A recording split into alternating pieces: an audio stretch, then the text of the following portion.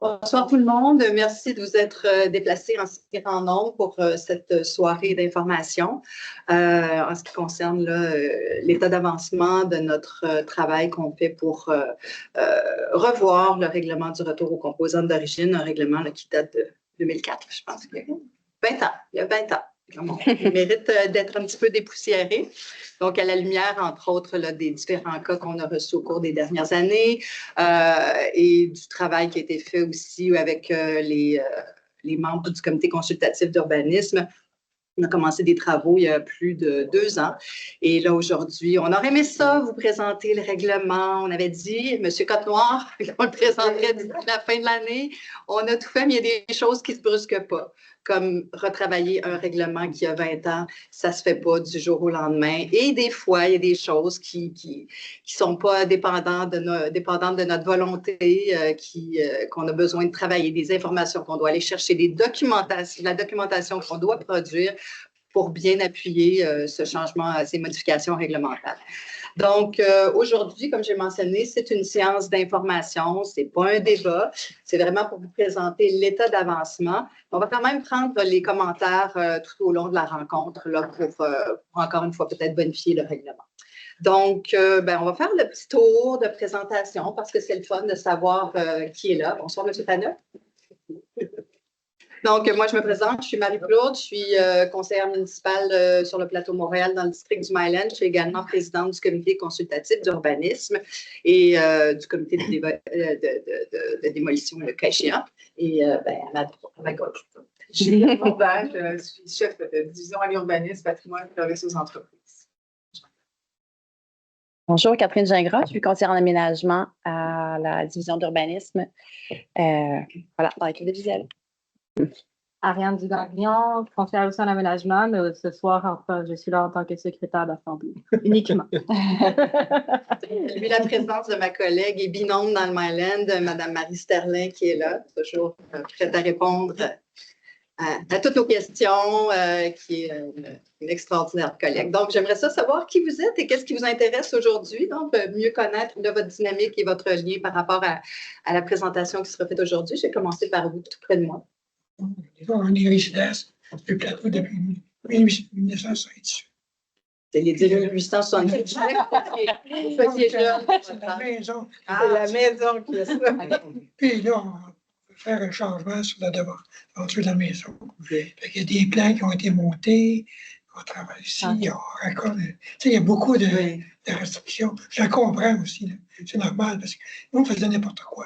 Bien, je vous invite à regarder ce soir, mais c'est un cas qui est très particulier. Après ça, on pourra vous accompagner avec ça. Tu sais, quand c'est des cas en lien avec votre dossier, que ce soit moi ou encore Mme Bourdage ou Catherine, on pourra essayer de voir comment on peut vous guider pour vous aider dans vos travaux. C'est notre première fois qu'on vient, donc c'est pour ça qu'on vient à la découverte, on vient apprendre, puis on veut savoir. D'ailleurs, j'invite tout le monde à être bien attentif. C'est une longue présentation, mais je vous invite à être attentif parce qu'on va aussi vous expliquer le contexte réglementaire. Là, quelle est la démarche, comment ça s'inscrit dans quelle démarche réglementaire. Donc, soyez très, très attentifs jusqu'à la fin. J'espère que vous êtes apporté un petit morceau de chocolat pour vous donner jusqu'à la fin de la soirée. Monsieur, bonsoir. Charles Lafontaine, résident de la communauté Milton Park. Ici pour les enjeux au niveau de quand on nous exige de retrouver les composantes d'origine quand on fait des rénovations. Louis-Philippe Labrèche, je suis d'accord. Trésorier, oui, exact. Je suis trésorier du Châtelet, qui est sur la Mont-du-Lac. Et donc, je suis ici pour savoir si je vais économiser environ 30 000 en assurance l'année prochaine. Si vous réussissez, dites-nous-le. Je pense qu'on est plusieurs à chercher des assureurs. Non, c'est ça. On n'en passera pas là. Hein? C'est ça. Monsieur Côte-Noir. Bon, oui, mais les autres n'ont pas la chance de vous connaître, peut-être. Les pauvres. Pierre-Alain Côte-Noir, je suis membre de la Cour d'habitation du Châtelet, ancien trésorier. Alors, on passe le relais. Et j'appuie ce que mon collègue dit parce que nos assurances sont passées de 4 000 à 54 000 à cause du règlement d'urbanisme actuel. Denis Juget, résident du boulevard Saint-Joseph, intérêt dans le patrimoine. Merci. Nathalie Tremblay, je suis architecte. Je travaille beaucoup dans le quartier, donc j'ai affaire avec ces règlements. Je suis aussi membre de Mémoire du Maghreb de la Société d'histoire. Merci. Claudine Déhomme, je suis professeure à l'École d'architecture à l'Université de Montréal. Bonjour. Et à votre consultation. Merci. Paul Rose, architecte. J'habite au Plateau depuis 2001 et mon agence d'architecture au Plateau depuis 2010. Et j'ai participé à votre consultation en 2023. Déjà. Merci. Sylvie Dudal, résidente du Plateau. Puis c'est pareil, on a une maison dans un triplex, puis on envisage de faire des travaux sur l'extérieur. C'est- Merci. Je suis maritime. D'accord. Justine Hébert, je suis membre de la coopérative Rue des Artistes dans Milton Park. Donc, je fais partie du syndicat de la communauté Milton Park. Et moi, depuis 6 ans, je suis la responsable des travaux majeurs. On a une maison de 1875 ici qui a des composantes architecturales. Alors, évidemment, on est très intéressés par rapport à nouveau règlement qui s'en vient. Est-ce qu'on va avoir comme un résumé, on va avoir accès à un résumé de cette soirée, je crois? C'est une bonne question. Il y a un compte rendu qui va être fait. Alors, comme c'est informel, hein, une séance d'information, on fait ça en amont de l'adoption du projet de règlement pour bonifier la démarche. Ce sera au cabinet là, de décider si on rend public le compte rendu. Excusez-moi, j'ai une sous-question. Par rapport au projet de règlement, ça veut dire qu'après, il va être présenté pour discussion aussi. Il va y avoir une consultation publique. Dans le cadre d'une révision réglementaire, on tient toujours une véritable consultation publique en données du fond. Merci beaucoup. Mon Chantal, je suis résidente du Maïnel et je suis ici pour les mêmes raisons que Madame et Monsieur. De la Durantais, résidente du Plateau depuis 2020. Je suis intéressée par moi et le sujet de ce soir. Merci. Yael Engelbert, je suis ici comme journaliste, mais j'habite à Mylène. Donc, c'est quelque chose qui m'intéresse aussi personnellement. Bonsoir. Marie, présidente de l'ONU, a vécu des belles choses avec justement ce règlement-là. Vraiment. Puis, maintenant, vraiment, Madame Sterling, est-ce que vous voulez dire un petit mot? Est-ce que je vais dire un petit mot de long? Je nous souhaite une bonne soirée avec de bons échanges. J'ai vu la présentation une fois, mais peut-être pas à ça. Vous avez rajouté des choses. Donc, soyez attentifs.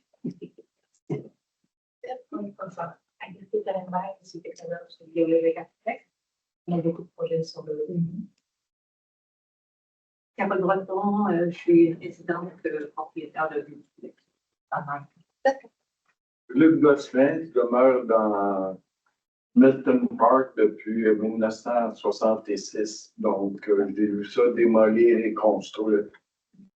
Donc, je me renseigner. Merci. Justin Bure de Mémoire du Maghreb et Société d'histoire du Plateau, les deux, et intéressé aussi par le patrimoine, évidemment, et heureux de voir l'évolution de la chose qui sont encourageants. Angèle Pasquini, résident dans l'Est du Plateau et OMS sur la Société d'histoire du Plateau. Donc, le même problème que juste là. Olivier Roivard, donc je suis ici à titre personnel en tant que résident, mais aussi charpentier menuisier en devenir, mais aussi à titre informatif pour ma coopérative d'habitation, la coop Château-Marie-Vert, proche du métro Mont-Royal. Je voulais juste saluer la présence de deux collègues du cabinet de l'arrondissement, M. Julien Deschênes et Samuel. Monsieur qui vient d'arriver, bonsoir. Oui, moi c'est Vincenzo, je suis membre de la CA de la syndicat de communauté de Milton Park, puis membre du CA de la STC, la Société de développement communautaire de Milton Park, et j'habite dans la communauté de Milton Park.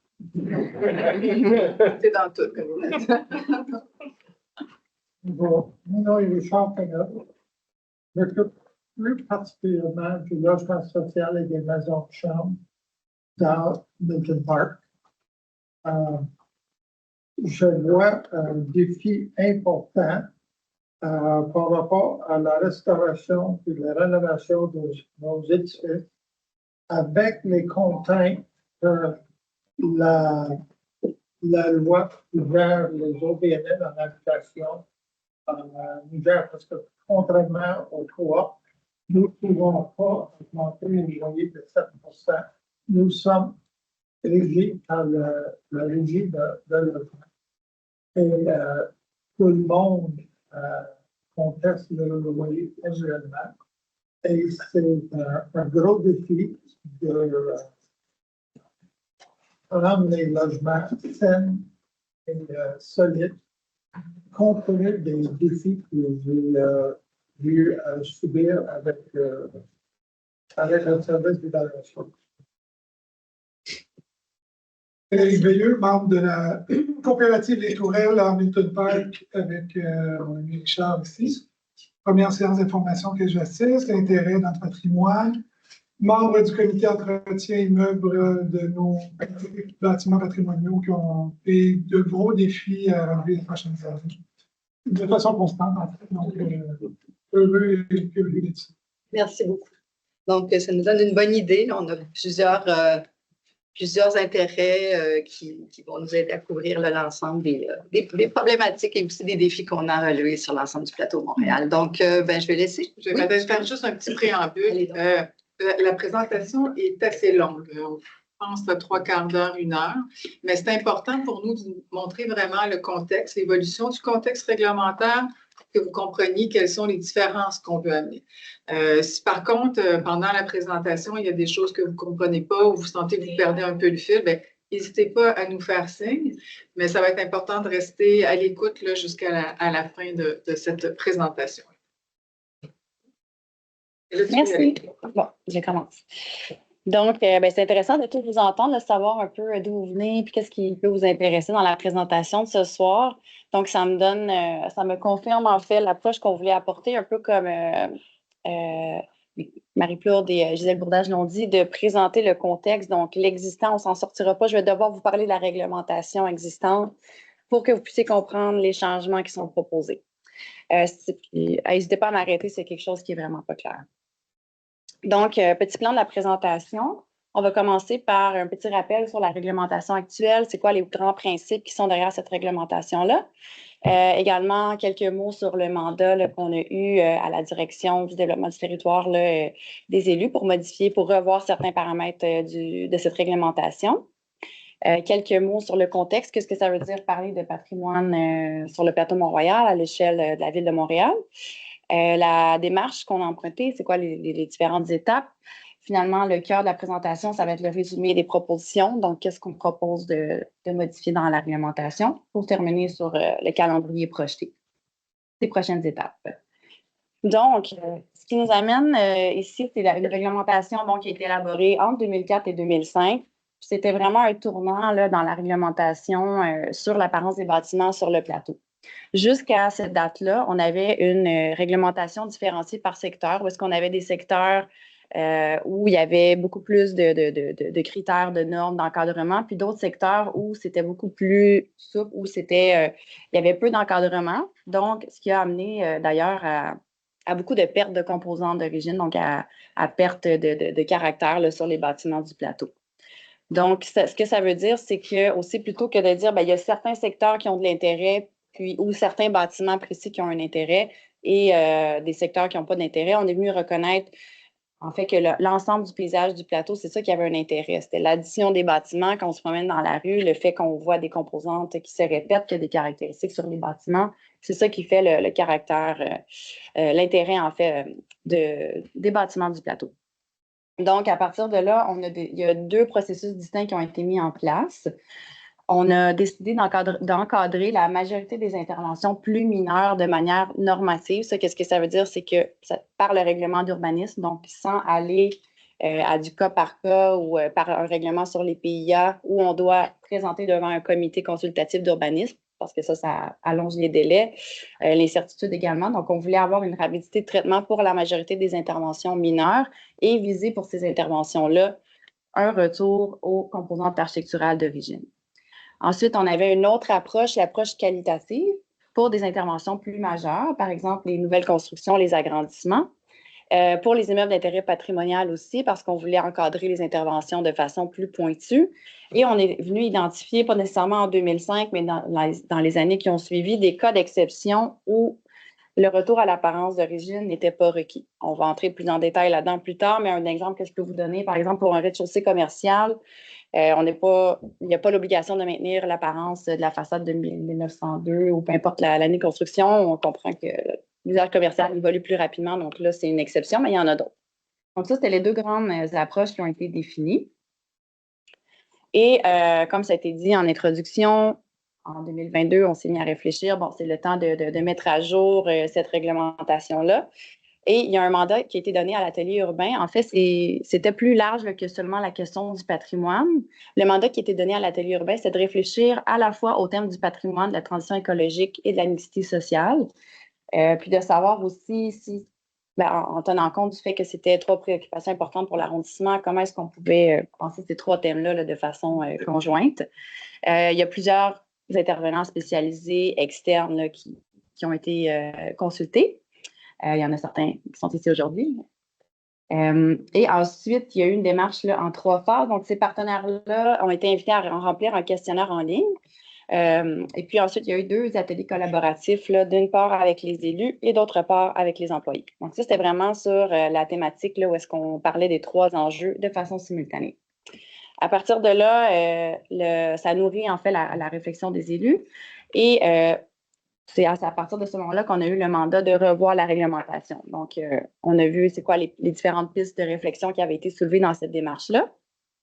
Et on savait qu'on avait l'objectif d'apporter certains allègements pour justement là, pour la question d'adhésion par les citoyens. On voulait aussi réfléchir à la question, est-ce qu'il y a une façon d'ajuster l'exigence du retour aux composantes d'origine selon différents paramètres, selon les types de composantes, qu'est-ce qu'on connaît de la composante d'origine, c'est quoi l'ampleur de l'intervention aussi. On savait qu'on voulait aussi apporter davantage de transparence et de prévisibilité pour les citoyens. Et finalement, ce qui nous a vraiment guidés dans toute cette réflexion-là, c'est qu'on cherchait la voie de passage qui nous permette d'alléger l'application de la réglementation, mais sans perdre la position de l'arrondissement qui s'est positionné depuis 2005 comme un chef de file là, dans la mise en valeur du patrimoine. Donc, c'était vraiment les objectifs au cœur de notre démarche. Maintenant, si on se replace en contexte, le plateau Mont-Royal à l'échelle de la ville de Montréal, pour comprendre l'intérêt patrimonial des secteurs ou comment c'est inscrit dans la réglementation, à gauche, on a la carte du patrimoine bâti qui est du plan d'urbanisme de 2004, qui est toujours en vigueur, mais qui est en processus de modification là, déjà. Donc, ce qu'on voit, le territoire du plateau, si vous le reconnaissez, on est ici. Donc, on voit que déjà en 2004, la grande majorité du territoire, à l'exception d'une bande en bordure de voie ferrée, a été reconnu comme un secteur de valeur exceptionnelle ou intéressante du point de vue du patrimoine. Puis si on regarde à l'échelle de la ville, on voit qu'il y a une concentration, en fait, des secteurs pour lesquels on a reconnu un intérêt, là, le plateau, mais aussi d'autres arrondissements centraux, comme Ville-Marie et Outremont aussi, là, où c'est très important. Cette dénomination-là. À droite, j'ai inclus aussi la carte là, du projet de plan d'urbanisme et de mobilité qui est en cours de modification, comme je le disais. Et on n'a plus la distinction en secteur de valeur intéressante et exceptionnelle. Par contre, le secteur patrimonial, ça reste là, comme reconnaissance pour la très, très grande majorité du territoire. Là. On est ici. Donc, on a de la continuité là, de ce point de vue-là. Pour nourrir notre démarche, on s'est intéressé à toutes les demandes de permis qui ont demandé d'appliquer cette règle de retour aux composantes d'origine. Donc, on a regardé les demandes de permis sur 5 ans, de 2019 à 2023. On a sorti toutes sortes de données, je ne les présente pas toutes aujourd'hui, mais ce qui est important de comprendre, c'est qu'on a trouvé que près de 60% en fait, des demandes de permis touchaient les portes et fenêtres. Ce qui est un peu logique quand on y pense. C'est un élément qu'on remplace plus souvent que la maçonnerie, par exemple. Les saillies, c'est-à-dire les balcons, les escaliers, ça représentait, en fait, 38% des demandes touchaient les saillies, 38% touchaient le parement et 9% touchaient les couronnées. Donc, des fausses mansardes en ardoise, des corniches, que ce soit en bois ou en métallique. Donc, ça nous a guidés dans nos choix. Vous allez comprendre plus tard, plus loin. Ensuite, il y avait la démarche collaborative, comme je vous disais, qui était terminée là, au moment où on a reçu le mandat à la direction. Et là, on a voulu approfondir davantage le thème du patrimoine parce que là, on avait des pistes, mais on voulait savoir comment est-ce qu'on va les implanter, c'est quoi les bonnes solutions, justement, les allègements, les bons allègements apportés, lesquels ils sont. Donc, on a, dans un premier temps, rencontré plusieurs experts du milieu universitaire en patrimoine, donc spécialisés en architecture résidentielle, en patrimoine urbain de façon générale, en conservation, plus côté architecture, urbanisme, dans ces thèmes-là. Puis l'objectif avec ça, c'était vraiment de se mettre à jour sur les meilleures pratiques en patrimoine. Parce qu'on avait eu aussi, là, depuis les dernières années, notre comité consultatif d'urbanisme qui est constitué en grande partie d'architectes en pratique privée. Puis il y en a certains aussi là, qui ont un intérêt particulier pour le patrimoine. On avait des discussions là-dessus sur... on avait des pistes qui nous avaient été lancées pour se mettre à jour, disons, avec les meilleures pratiques là, en restauration, en patrimoine. Donc, c'est le but d'approfondir cette réflexion-là. Et également, on a rencontré des gens plus du milieu municipal, autant d'autres arrondissements que d'autres municipalités. Par exemple, l'arrondissement du Sud-Ouest, d'Outremont, la ville de Québec aussi. Donc, ce sont des territoires qui ont aussi une préoccupation là, de mise en valeur du patrimoine, mais qui ont toutes des approches différentes. La différence que je faisais tout à l'heure entre le normatif, donc une recette qui est au règlement, qui est plus rapide à appliquer, mais qui laisse moins de souplesse qu'un encadrement qualitatif avec présentation devant un comité. On s'est rendu compte qu'il y en a qui sont tout dans le tout qualitatif, comme la Ville de Québec, c'est le cas pour une grande partie du territoire. Et puis, il y en a d'autres qui sont dans le tout normatif, mais tout le monde cherche un peu le bon équilibre dans tout ça. Ça nous a un peu guidé justement à savoir quel serait le bon équilibre là, pour l'arrondissement du plateau ici. Là, je n'ai pas le détail ici, je ne l'ai pas sur une présentation écrite, là, mais on a consulté aussi là, les membres du comité consultatif d'urbanisme de façon plus approfondie qu'à l'habitude là, pour avoir vraiment des ateliers de travail sur certains thèmes ciblés. On va aborder plus en profondeur par la suite.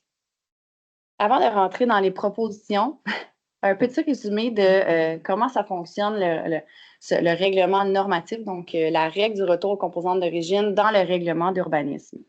Donc, c'est le titre 2.1, le grand titre qui traite de l'apparence du bâtiment.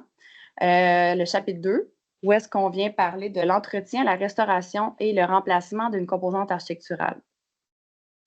Également, bon, ce chapitre-là, cette règle-là s'applique aux façades et aux parties de bâtiments qui sont visibles d'une voie publique adjacente au terrain, de façon générale.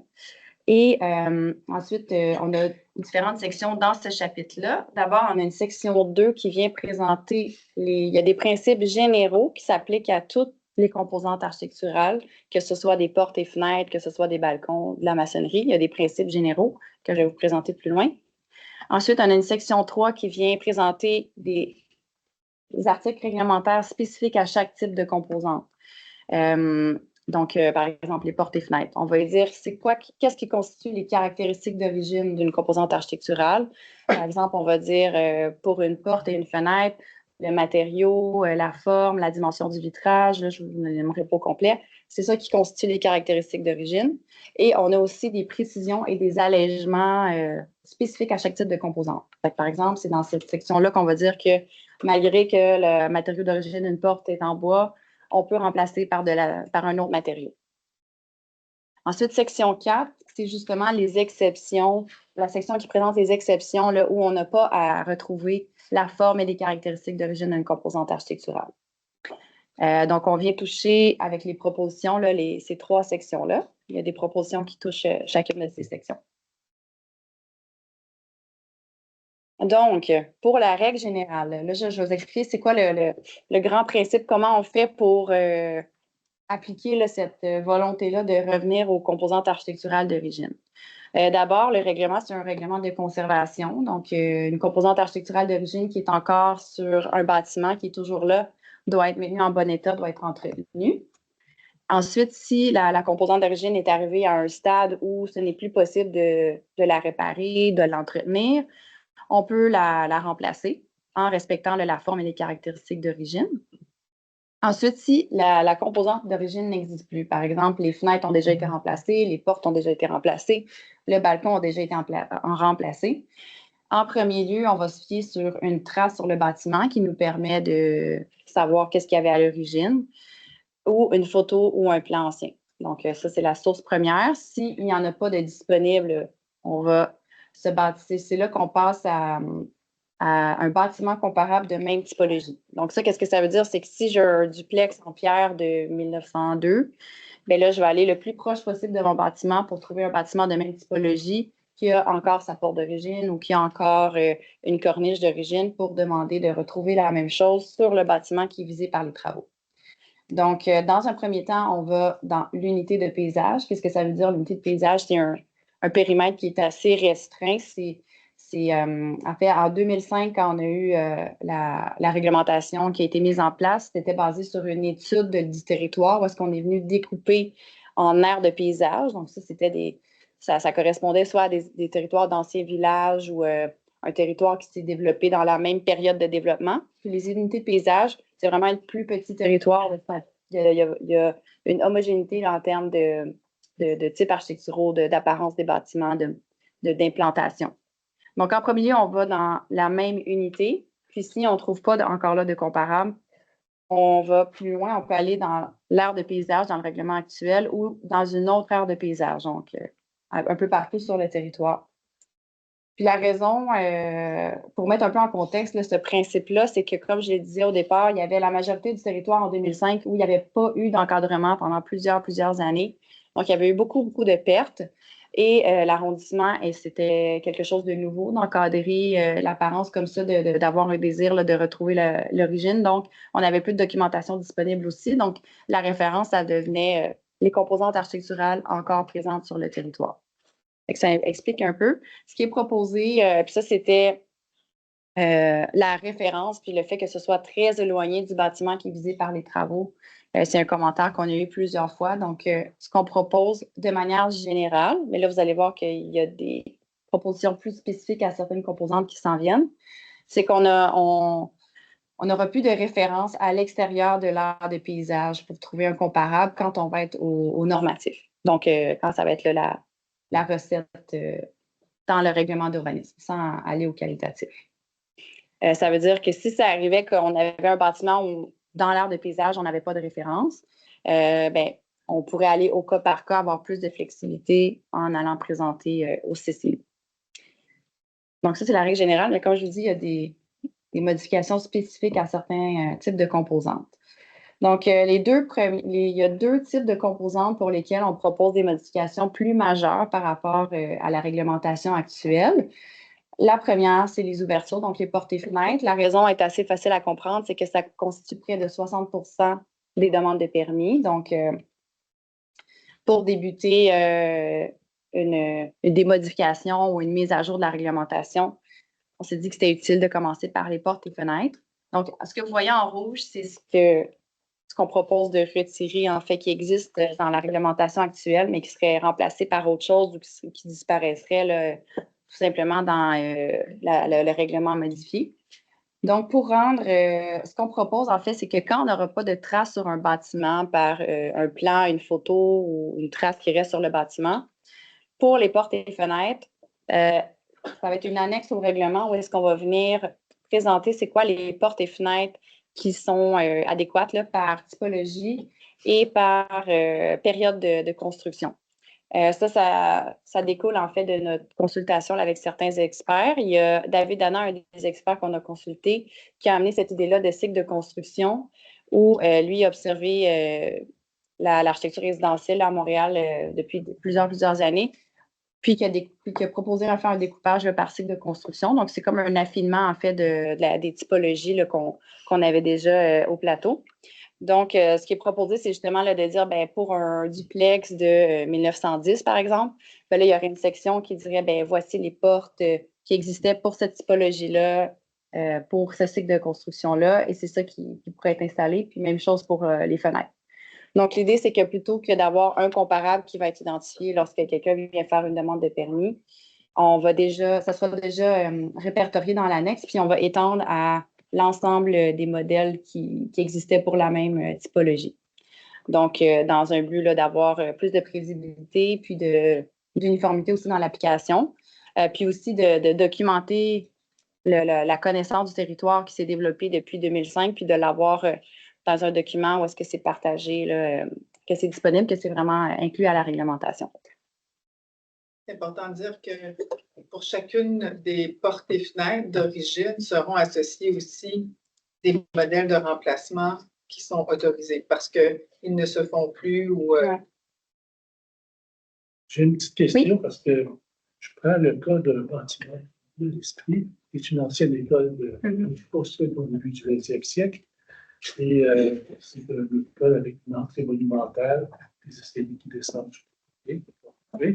Vous avez une porte, et puis là, on a ajouté, en voyant une photo de 1912, il y avait 3 portes à l'origine qui ne servaient absolument à rien. Il n'y a pas d'exemple, c'est un édifice qui est une construction atypique par rapport au bâti. Est-ce que le règlement va donner plus de flexibilité ou ça va être encore, vous devez remettre 3 portes, même si ça fait 75 ans que les portes existent plus?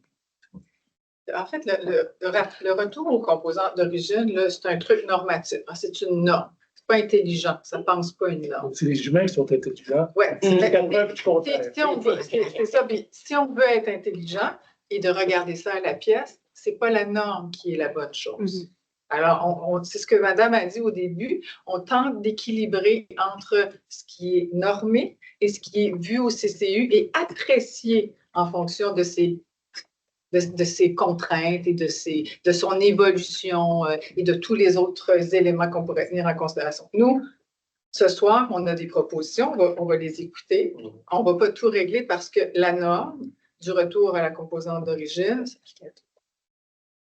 si on a une preuve qu'il y avait 3 portes parce qu'on a des photos, parce qu'on a les plans d'origine, ce qui est rare, ben c'est ça qui va être demandé. Ça dépend toujours des travaux qui sont prévus. S'il y a une porte existante qui est toujours fonctionnelle, puis que la volonté, c'est de remplacer cette porte-là, ben on va demander cette porte-là. Mais après ça, si les travaux sont plus majeurs, touchent l'ensemble de la façade, c'est là où la norme, effectivement, va s'appliquer. Mais comme vous le savez, vous avez bénéficié de cette approche-là parce que la coopérative est un témoin architectural significatif. Je ne sais pas le bâtiment dont vous parlez, Saint-Joseph, ça ne fait pas longtemps, ils ont fait des marches. Puis on leur demandait de remettre les 3 portes. Oui, j'ai tout compris ça. Ça a l'air que c'est tombé.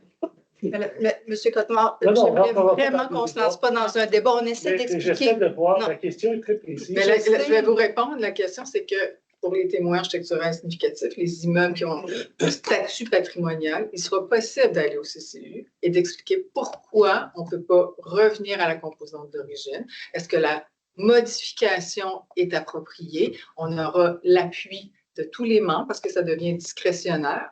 Une norme, ce n'est pas discrétionnaire. C'est 1 + 1 = 2, 3 portes égale 3 portes. Et on aura cette possibilité-là en accompagne. Donc, le requérant devra faire la démarche de trouver les raisons pourquoi le retour à la composante d'origine n'est pas approprié dans ce cas-là.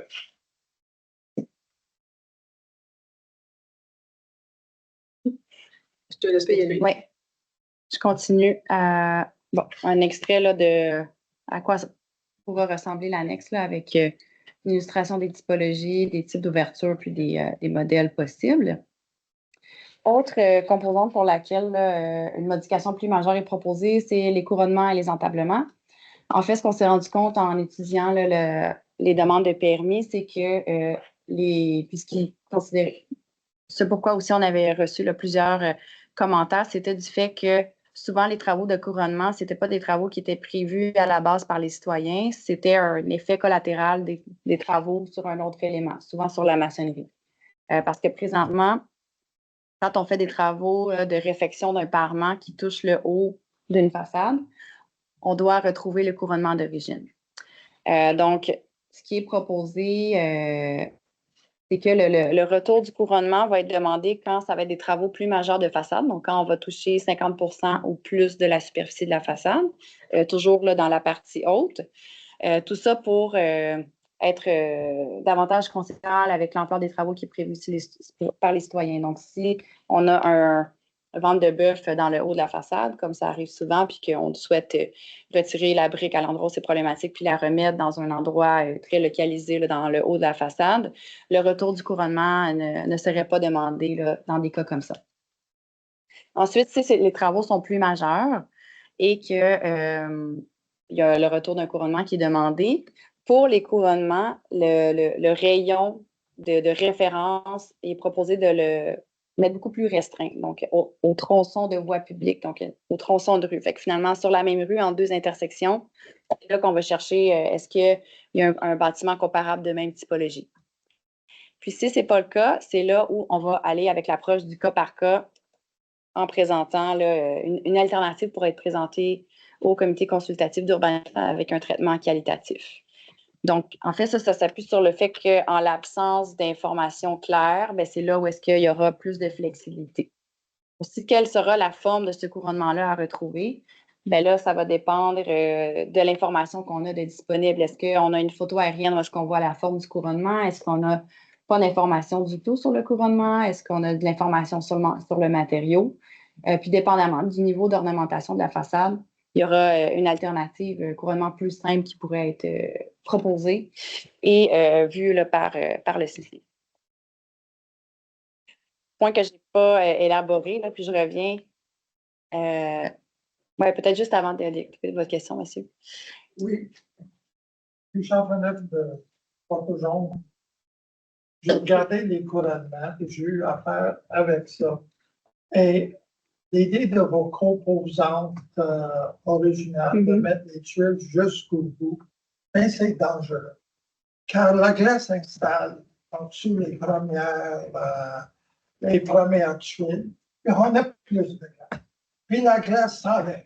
Et quand la glace passe les ardoises, les tuiles d'ardoise peuvent tomber 20 pieds puis sur la voie publique. Alors, les techniques d'aujourd'hui utilisent, recommandées par l'Association des maîtres couvreurs, c'est qu'un tablier dans le bois soit utilisé. Je vous invite à regarder comment ça a été fait à station de pompage de Rutherford. Puis vous allez voir qu'il y a un tablier en métal.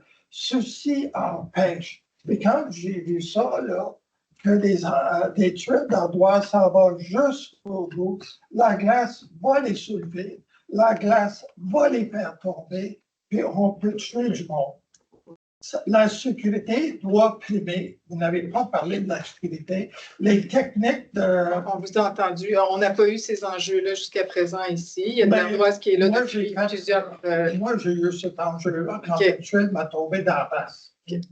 Juste mentionner, on va laisser poursuivre la présentation, mais il y a quand même, on a consulté des couvreurs, ont été consultés justement pour les manières de fixer des maîtres couvreurs. On n'est pas allé au couvreur du coin de la rue. On est allé voir des spécialistes justement en patrimoine et pour l'installation, la pose d'ardoise. Catherine. Oui. Donc, bref. Voilà, je pense que ça résumait là, pour les couronnements du fait où, quand on aura moins d'informations, il y aura plus de flexibilité. C'est ce qu'on propose là, qui serait possible pour le retour d'un couronnement. Ensuite, pour nos 2 autres types de composantes, donc le parement et les revêtements, puis vont suivre les saillies. Ce qu'on propose, c'est des allègements plus ciblés, là, donc c'est moins des modifications majeures. D'abord, pour ce qui est du parement, dans la réglementation actuelle, on regardait le mode de fixation de la brique et la couleur des joints. Mais là, on va laisser tomber cet aspect-là. On s'est rendu compte avec l'usage que souvent la couleur de joint, c'était assez standard. Le mode de fixation, quand on recevait des soumissions, ce n'était pas indiqué. Donc, ça allongeait les délais d'avoir ces éléments-là à la réglementation. Donc, on propose de le retirer. Ensuite, ce qui est particulier pour les parements, donc quand on a un parement là, de briques ou de pierre, même si c'est à l'arrière du bâtiment, ça doit être maintenu ou retrouvé. Par contre, ce qui est nouveau, en fait, c'est que sur une partie qui est non visible de la voie publique, pour les allèges et les linteaux, donc ça, c'est ce qui est dans le haut, là, des fois, c'est un motif de brique ou c'est un morceau de pierre, et justement, le linteau et l'allège qui est dans le bas. À l'arrière, quand ce sera disparu, on ne demandera pas là, de les retrouver. Donc, en façade, oui, ça va continuer, sauf qu'à l'arrière, c'était plus difficile à documenter. Donc, si ça a déjà disparu, on ne demandera pas là, de retrouver ces éléments-là. Sinon, pardon, on avait là, déjà certains allègements existants là, à la réglementation existante qui vont rester. Donc, la couleur des parements de bois et de tôle peut différer de ce qu'il y avait à l'origine.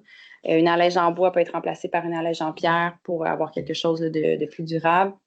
Un linteau, une allège qui borde une ouverture qui a été modifiée n'a pas à reprendre aussi l'apparence d'origine. Autre allègement aussi qui est proposé, c'est qu'une allège en briques qu'on voit plutôt là, pour des bâtiments plus récents là, des années 80 et 90 pourra être remplacée soit par ça c'est indiqué en béton, mais en fait c'est en béton ou en pierre pour la raison simple que c'est un détail de construction là, qui n'est pas performant, qui invite aux infiltrations d'eau.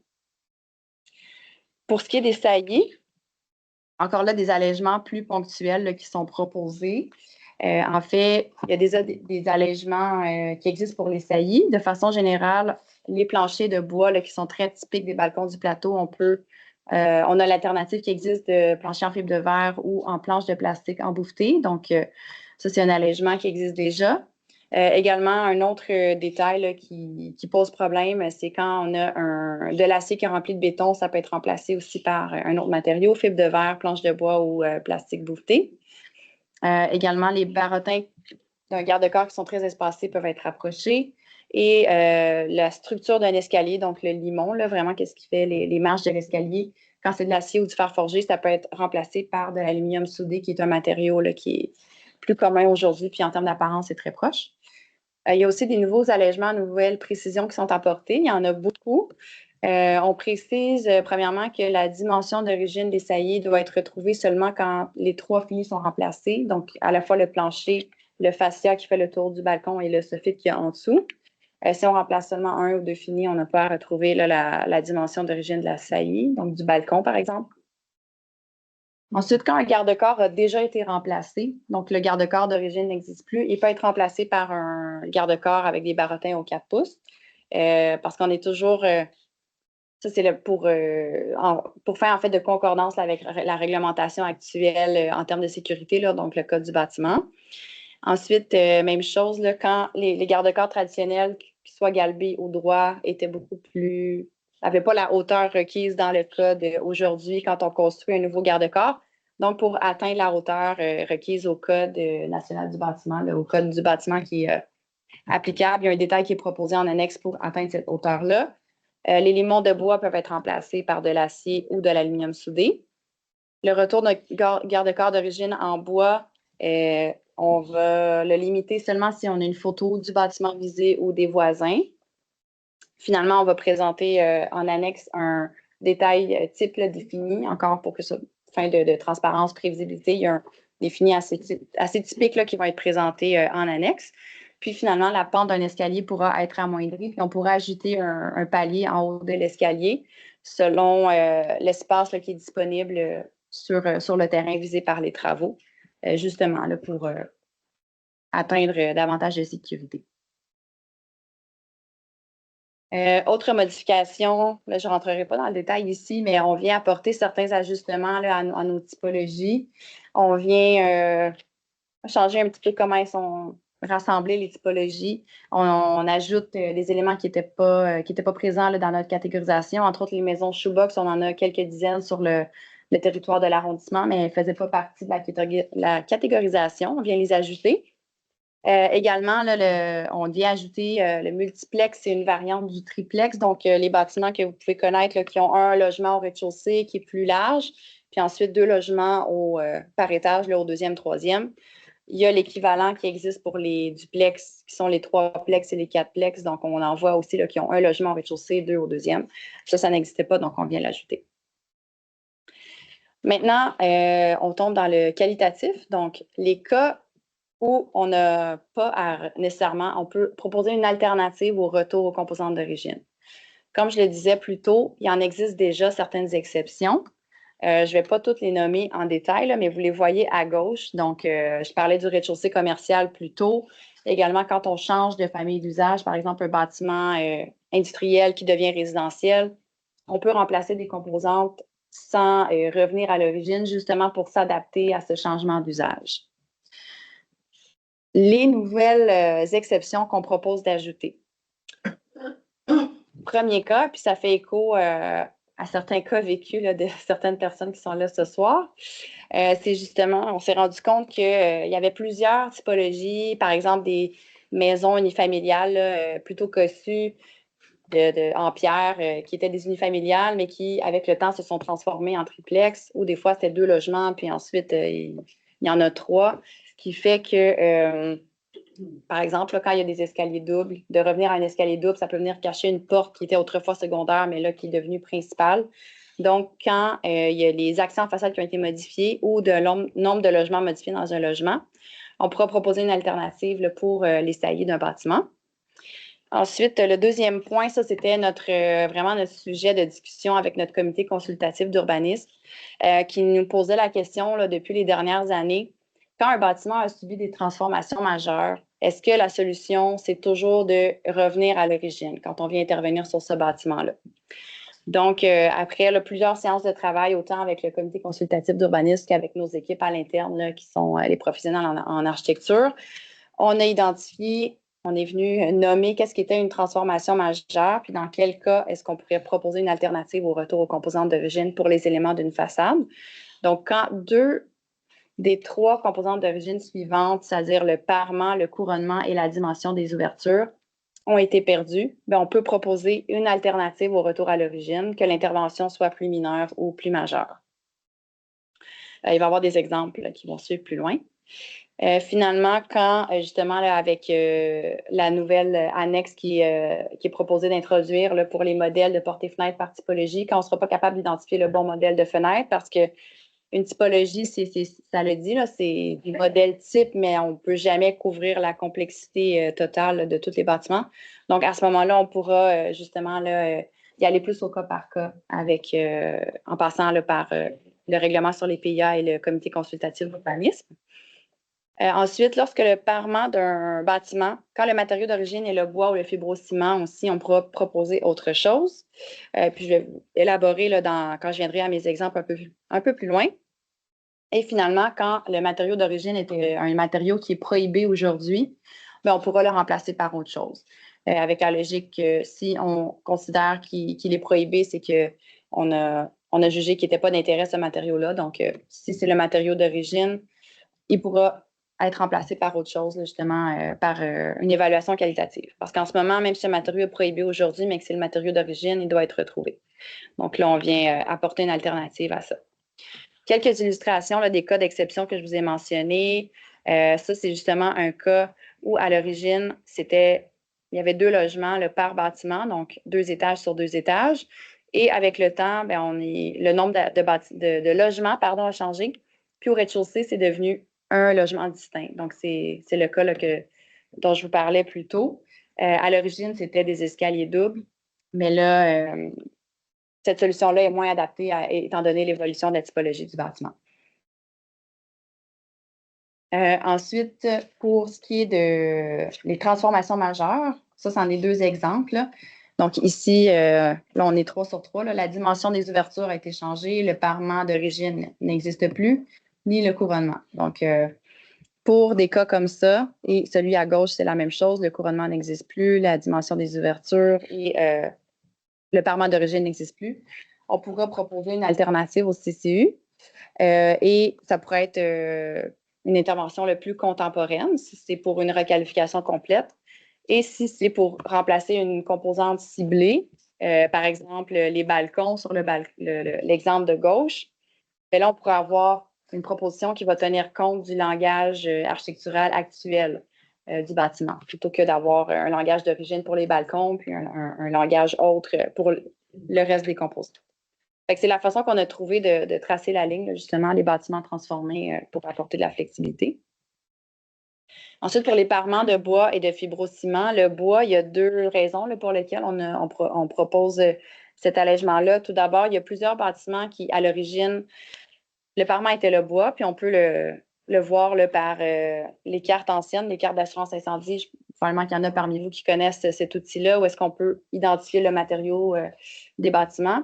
Si on connaît le matériau pour les bâtiments de bois, il en reste tellement peu à quoi ressemblaient les façades de bois. On a quelques exemples, mais on a peu d'informations. Fait que pour cette raison-là, il est proposé de pouvoir remplacer par autre chose. Et aussi, il y a de l'utilisation du bois plus récente, certaines essences ou certaines localisations, quand c'est très sur une terrasse, très exposé au soleil. Il y a eu du vieillissement prématuré là, qui a été observé dans certains projets plus récents. Donc, on propose d'introduire la possibilité de remplacer par un autre matériau, toujours avec le processus qualitatif. Et fibrociment, c'est un peu le même principe là, que l'utilisation plus récente du bois.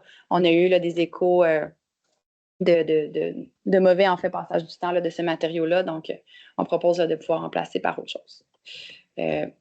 Voilà. Ensuite, de façon conséquente avec ces nouveaux cas qu'on veut apporter, le fascicule d'intervention 2, donc qui comprend les critères et les objectifs. Les objectifs et les critères d'évaluation des projets vont être modifiés en conséquence. Ce qu'il faut retenir, là, c'est plutôt à droite. Donc, on veut introduire l'idée dans ce fascicule d'intervention-là qu'il peut y avoir des transformations qui ne sont pas de la date de construction, mais qui viennent après la date de construction, qui peuvent être d'intérêt, qu'on pourrait vouloir maintenir. Donc, c'est ce qui va être introduit. Et il y aura aussi des nouveaux critères là, pour encadrer les requalifications plus majeures qui pourraient être plus nombreuses là, à cause de l'ouverture qui est proposée pour les bâtiments transformés. En contrepartie de ces nouvelles exceptions qu'on pourra acheminer au CCU pour ne pas surcharger ce comité parce qu'il se réunit 2 fois par mois, mais déjà, il y a un nombre limité de dossiers là, qu'il peut traiter à chaque séance et à chaque mois. Donc, il y a certains éléments, certaines interventions qui n'auront plus à passer par le CCU. Un exemple, c'est que pour un immeuble d'intérêt patrimonial, que ce soit un bâtiment classé ou un témoin architectural significatif qui a un intérêt qui est reconnu là, à l'échelle de l'arrondissement, il y aura 2 possibilités. Donc, soit de revenir à l'origine en appliquant la règle du retour aux composantes d'origine sans passer par le CCU, ou de proposer quand il y aura, on ne reviendra pas à la forme et aux caractéristiques d'origine, de proposer, si on veut proposer autre chose, ça sera en passant par le CCU. Par exemple, si sur un bâtiment, on veut proposer, au lieu d'un balcon en bois, on veut proposer sur une partie qui est moins visible un autre matériau, mais cette proposition-là pourra être faite au CCU, au Comité consultatif d'urbanisme. Ensuite, pour les rez-de-chaussée commerciaux, si on a une transformation qui a déjà été autorisée, mais qu'on souhaite simplement la maintenir dans le temps, on n'aura pas à retourner au CCU. En ce moment, par exemple, si on a autorisé de modifier une vitrine commerciale en 2005, si quelqu'un vient, il faudrait, même si c'est pour remplacer juste une porte, il faudrait retourner au CCU. Donc là, on propose que ce ne soit plus le cas. Ensuite, quand on vient remplacer une fenêtre dans une ouverture modifiée, comme c'est le cas ici, la forme, au lieu d'être verticale comme à l'origine, est plus carrée. S'il y a déjà un permis qui a été donné, on pourra remettre ce qui a été autorisé par permis là, sans passer par le CCU. Et finalement, pour agrandir, ajouter des fenêtres en sous-sol, c'est quelque chose qu'on voit assez souvent quand les gens viennent aménager un sous-sol et qui désirent avoir des chambres, qui demandent des plus grandes fenêtres. Avec le temps, on a traité plusieurs dossiers de ce type-là. On a sorti une espèce de recette type qui fonctionnait, puis on propose là, de venir introduire ça au règlement normatif pour avoir la possibilité, si on respecte ces paramètres-là, on n'a pas à passer devant le CCU pour agrandir ou ajouter une nouvelle ouverture en sous-sol. Donc, ça concluait la présentation des propositions. Maintenant, pour les prochaines étapes, aujourd'hui, on est le 3 décembre. Ce qui est prévu là, comme étape là, à venir, c'est une première et deuxième lecture là, au Conseil février et mars 2025, si tout va bien. Puis en avril, pour une entrée en vigueur, en fait, là, des nouvelles dispositions en avril. Il est indiqué qu'il y a une consultation entre les 2 lectures. Oui, c'est vrai. Assemblée publique. Assemblée publique en février, oui. En février, tout à fait. Consultation publique. Pour la Saint-Valentin. Oui. Merci beaucoup, Catherine. C'est vraiment un travail de petites fourmis d'abeilles que vous avez faites au cours des derniers mois de la dernière année. Là, c'est assez exceptionnel comme travail, qui n'est pas terminé d'ailleurs. Donc, on va procéder à la séance de questions. Oh, je vous ai vu. Je ne peux pas vous manquer, M. Talmont. Non, je ne manquerai pas. On le sait que vous ne manquerez pas. Alors, on débute avec vous? Oui. On vous écoute? On est tout oui? Il y avait 2 autres éléments dans le mandat que vous avez reçu. L'équité sociale. Moi, je représente les gens qui vivent en coop. Dans les BNL, c'est la même chose. On ne peut pas s'augmenter comme on veut. On ne peut pas dépasser 80% du loyer médian. On dépasse quasiment. On a des travaux à faire. C'est lui qui n'a pas vécu le fardeau maintenant. Et qu'est-ce qu'il y en est? Comment ça s'intègre maintenant? Deuxièmement, vous revenez toujours avec cette idée de revenir aux matériaux d'origine. Ce que disait M. Fadeuf tantôt est plein de bon sens. Nous aussi, on a des tuiles d'ardoise qui tombent presque à chaque hiver. On a des chantiers, il n'y a personne qui a été blessé à date. Il y a des matériaux plus solides. Il y a des matériaux qui se font plus. Il y a une forme d'artisanat. Ce n'est pas Notre-Dame de Paris chez nous, là. Il y a des trucs qui ne se font plus. Dans les autres arrondissements, dans d'autres villes, ce qui est dit, c'est qu'il faut que ça reprenne l'apparence de. Plutôt que les techniques. Ouais. Pourquoi il n'y a pas cette ouverture-là que je ne la sens pas là, en ce moment? Mais tantôt, il y avait dans l'accrochage.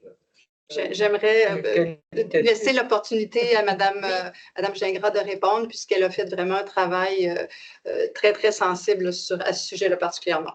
Oui, c'est ça. En fait, effectivement, il y a certaines municipalités, certains arrondissements que, quand on lit le règlement, oui, c'est ça. Bon, ça dépend de leur réglementation, mais par exemple, effectivement, il y en a qui vont indiquer on peut reprendre l'apparence sans nécessairement reprendre le même matériau. Mais pour le cas de l'ardoise spécifiquement, on a consulté les différents territoires où est-ce qu'il y a ce genre de disposition-là. Puis ce qu'ils nous ont répondu, c'est que oui, c'est une possibilité théorique, mais dans les faits, ça n'a jamais été accepté parce que un matériau d'imitation, oui, il en existe, là, des ardoises synthétiques, puis on en a fait venir des échantillons au bureau d'ailleurs par des fabricants. Elles ne se font pas dans les mêmes formats que l'ardoise traditionnelle montréalaise. Donc, ces territoires-là ne les ont jamais, ou à la connaissance des personnes qu'on a consultées, autorisés. Il s'en est installé. Il y en a qui nous ont dit, ça nous était arrivé qu'on a autorisé de l'ardoise, mais quand on est allé inspecter, c'est un matériau de remplacement qui avait été installé. Sauf que ça n'a pas, des personnes qu'on a consultées, ça n'avait pas été autorisé. Ensuite, on a fait aussi, on a fait notre enquête auprès des fournisseurs, on a fait venir les échantillons là, au bureau pour comparer avec l'ardoise. Fait qu'effectivement, on a constaté que le format de l'ardoise traditionnelle là, ne se fait pas dans ces ardoises synthétiques. Il y en a dans différentes gammes de prix aussi, des ardoises synthétiques. Il y en a qui se rapprochent plus du coût de l'ardoise que d'autres. Là. Mais après ça, on a aussi consulté des couvreurs. Puis la majorité ne travaillait pas avec ce genre de produit-là parce qu'ils ne considèrent pas de qualité équivalente à l'ardoise. Il y en a un à qui on a parlé. Il y en a certains à qui on a parlé là, qui avaient d'expérience avec l'installation de ce type de matériaux.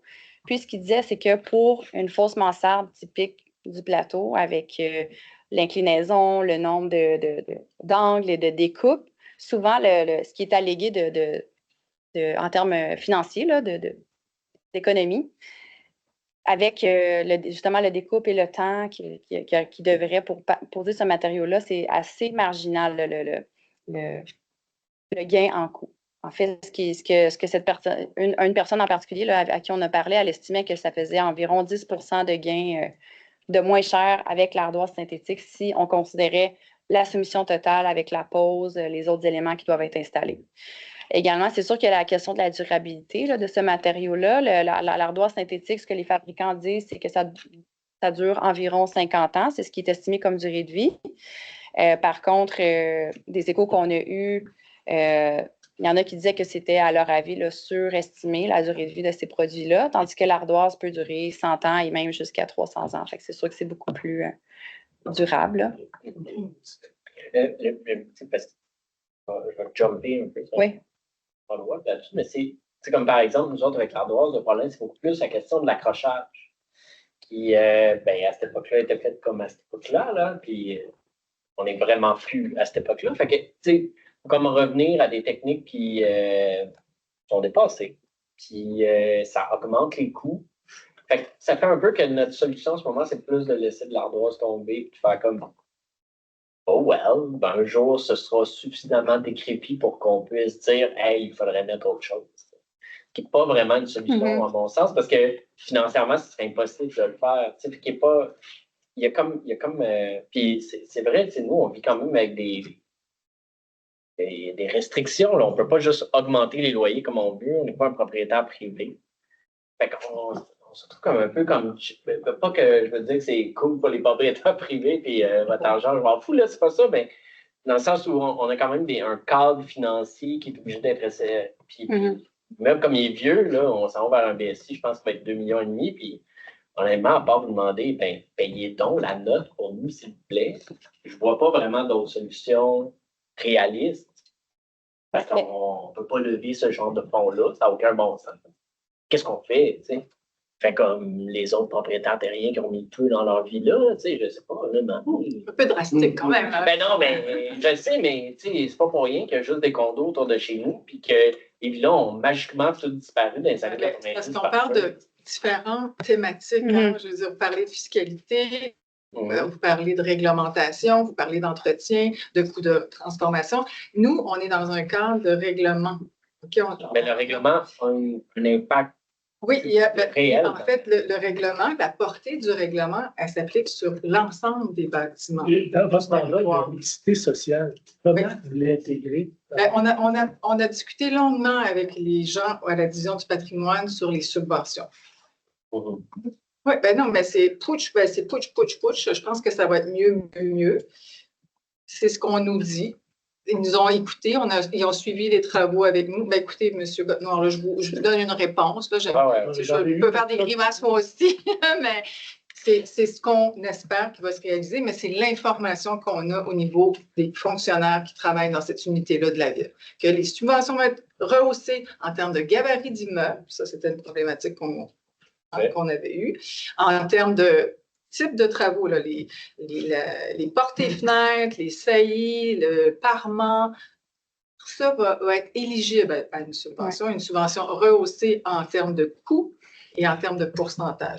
C'est en train d'être évalué parce qu'il faut savoir, si on se rappelle la carte des secteurs d'intérêt patrimoniaux, la majorité des subventions qui se donnent à Montréal se donnent sur le plateau. Donc, on a eu une écoute très attentive.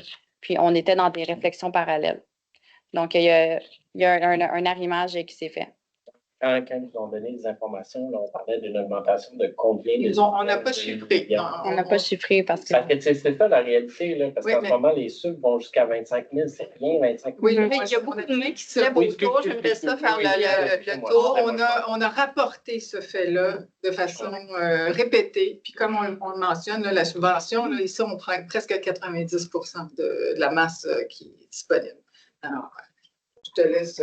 Oui, Madame Tremblay. C'est juste une petite chose, je fais écho un peu à ces questions-là, parce que moi, comme amoureuse du patrimoine, évidemment, je pense que quand on restaure pour trouver matériaux complètement d'origine, le principe, je l'endosse totalement. Mais dans ma pratique, ce que je me suis rendu compte, c'est que souvent, les gens qui n'ont pas le budget, même s'ils ont même eux la volonté de le faire, vont oublier, simplement laisser tomber. Puis mon inquiétude, c'est qu'il y a des bâtiments qui dépérissent au point de les perdre des fois à cause de ça. Je lance une idée, je n'ai pas la réponse, mais je me dis dans la mesure où c'est des interventions qui sont réversibles, comment est-ce qu'on peut réfléchir à dire, j'ai pas le budget, mais il faut absolument que je prenne soin de cette mansarde, parce que l'eau rentre. Là, on me dit, si je veux la faire, il faut que je remette de l'ardoise. Je ne suis pas capable de remettre de l'ardoise, mais de ne rien faire, je vais la perdre, carrément. Qu'est-ce qu'on fait pour... Est-ce qu'il y a des cas où la mise en œuvre de ça, je ne sais pas comment ça peut se faire, mais c'est réel. C'est réel. Des fois, je regarde ça, je me dis, merde, je comprends mon client. Moi, je lui explique, je le comprends. Puis je regarde ça, puis je me dis, merde, un autre truc qui va s'en aller chez Liard parce qu'on n'aura pas protégé de l'eau, bêtement comme ça. Je ne sais pas si c'est les choses auxquelles vous avez... On a déjà eu des demandes, mais effectivement, encore une fois, tu as un règlement qui dit tu dois faire ceci. Il ne dit pas, par contre, tu pourrais de façon intérimaire faire cela. Non, C'est pas tout à la façon de la régler, mais c'est réel. Ouais. Je pense que c'est de plus en plus vrai. Monsieur? Oui, ben moi, c'est ça. Je n'ai pas droit aux subventions. Puis, on est en retard. On devait, dans notre exercice, on n'est pas habitué. Puis, on a manqué pour l'entretien de la corniche et tout ça. Donc, on le fait au printemps prochain, mais on n'est pas éligible aux subventions. Est-ce que je dois annuler le travail à faire pour attendre peut-être d'être éligible? Et pourquoi vous n'êtes pas éligible? Pourquoi vous seriez pas éligible? Vous n'êtes pas éligible? On a regardé pour les différents critères, puis selon, je ne me rappelle pas, je ne suis pas bon dans ça. Mais je pense que vous devriez revenir au comptoir des permis puis faire la validation. Non. Parce que là, il y a presque 90% du territoire, sauf si vous êtes dans les parties en bord de voies ferrées, là, qui ne sont pas des secteurs de valeur. Côté du Carré Saint-Louis, en Julien. Ouais, pour un couronnement. Ça vient d'où cette information-là? Moi, je vous demande juste. J'ai ma copropriétaire qui a vérifié avec le bureau d'arrondissement. Je fais un autre petit tour de revérifier. C'est très, très étonnant. On est rendu à le faire et on est en retard pour l'entretien. Puis plus on attend, plus ça se détériore. On comprend ça. Nous, on a tout fait, là. Oui. Le ventre de bœuf, la peinture, on a enlevé ça. Depuis 1999, on a entretenu. Là, on est en retard. Ça coûte très cher. C'est difficile pour nous de faire un exercice, d'avoir des gens qui travaillent dans ça. Et on a eu des choses qui partent de 10 000 à 60 000 $ pour faire l'entretien. Et là, nous, je ne sais pas pourquoi, on a une gouttière à notre corniche en haut. J'ai regardé partout ailleurs, je ne vois pas ça des gouttières complètes. Je comprends que ça peut protéger le déversement de l'eau de la petite corniche, l'eau qui tombe sur le balcon en dessous et en dessous. Mais sinon j'ai pas vu nulle part qu'il y a des gouttières. C'est un cas très spécifique, mais je pense que je vous invite vraiment à communiquer soit avec moi ou encore avec votre élu local, mais c'est sûr qu'on va essayer de regarder ça avec vous parce que ce que vous semblez dire, moi, j'ai plusieurs interrogations là, en lien avec ce qui est possible de faire. Et permettez-moi, là, on regarde la réglementation, on travaille en silo, là. L'expérience du citoyen payeur de taxes, là, on ne travaille pas en silo, là. Là, on parle de ceux qui doivent, on a l'intérêt, la volonté d'entretenir, de réparer tout ça à l'origine. On est d'accord avec ça, on le veut. On n'a pas toujours les moyens, mais on a la volonté de se rendre à ça. Qu'est-ce qui arrive en fait d'équité avec, au coin de la rue, 2 bâtisses en location? Ils récoltent les loyers, mais la bâtisse tombe en ruine. Le mur de briques est tombé sur l'avenue des Pins. Ils l'ont réparé parce qu'il est tombé. Après, ils ont laissé ça tel quel. Tout brisé en avant. L'escalier, c'est tout rouillé. C'est avenue des Pins, Julien, il y a 2 bâtisses. Ils ne s'en occupent pas. Ils récoltent des loyers, ils ne l'entretiennent pas. C'est tout, ça finit là. Ça s'en va en décrépitude. Mais moi, j'ai l'intérêt d'aller dans ce sens-là. Je paye, si je peux payer, avec les copropriétaires, mais il faut que ce soit beau, que ce soit propre selon le patrimoine. Mais eux, ils laissent ça aller, puis ils ne sont pas dérangés. Moi, je dois suivre les règlements, mais eux, ils n'ont rien à suivre, ils n'ont aucune entrave à continuer comme ils le font. S'ils font une demande de permis, ils vont devoir se... Est-ce que je peux juste répondre? Je n'ai pas fini. L'expérience, c'est parce que... Non, je voulais juste donner une partie de réponse, là, mais allez-y, je vous écoute. Moi, je suis allé au conseil d'arrondissement. L'expérience citoyenne, là, vous voulez que ce soit beau, mais pourtant, la propreté, ça ne marche pas. Toutes les graffitis, puis tout ça sur l'arrondissement, c'est dégueulasse. Mais nous autres, il faut que ce soit beau et propre, puis à côté, c'est tout laid. Puis on m'a donné des fausses informations, des mauvaises informations concernant l'entretien, puis Ville-Marie, c'est tout beau, tout propre. Les lampadaires de rue, les graffitis, c'est tout propre. Mais nous autres, à Plateau-Mont-Royal, c'est pas beau. Pourquoi? Vous avez entendu, là, je pense qu'il y a plusieurs, sujets que vous avez abordés Ça là-dessus. va au-delà du règlement parce que Oui. moi, je le dis, l'expérience citoyenne payeur de taxes, ça ne marche pas en silo. Là, vous gardez ça là, on reste ça là, puis ça reste comme ça. Puis quand je vais au conseil d'arrondissement, on doit suivre le règlement, le 3 minutes, une intervention. Mais on m'a dit, ah oui, mais les poteaux, c'est correct, c'est le droit d'expression. Hey, tabarnouche, moi, vous faites respecter le règlement du 3 minutes en conseil, mais quand c'est les autres qui font du vandalisme, le règlement n'est pas respecté. J'ai fini. Oh, excusez-moi. Pas de mal. Je suis désolé. Mais moi, j'ai participé à cette démarche de réflexion en 2023. Et ce soir, je m'attendais voir un peu plus l'équilibre dans la présentation entre le patrimoine, l'environnement et l'inclusion sociale.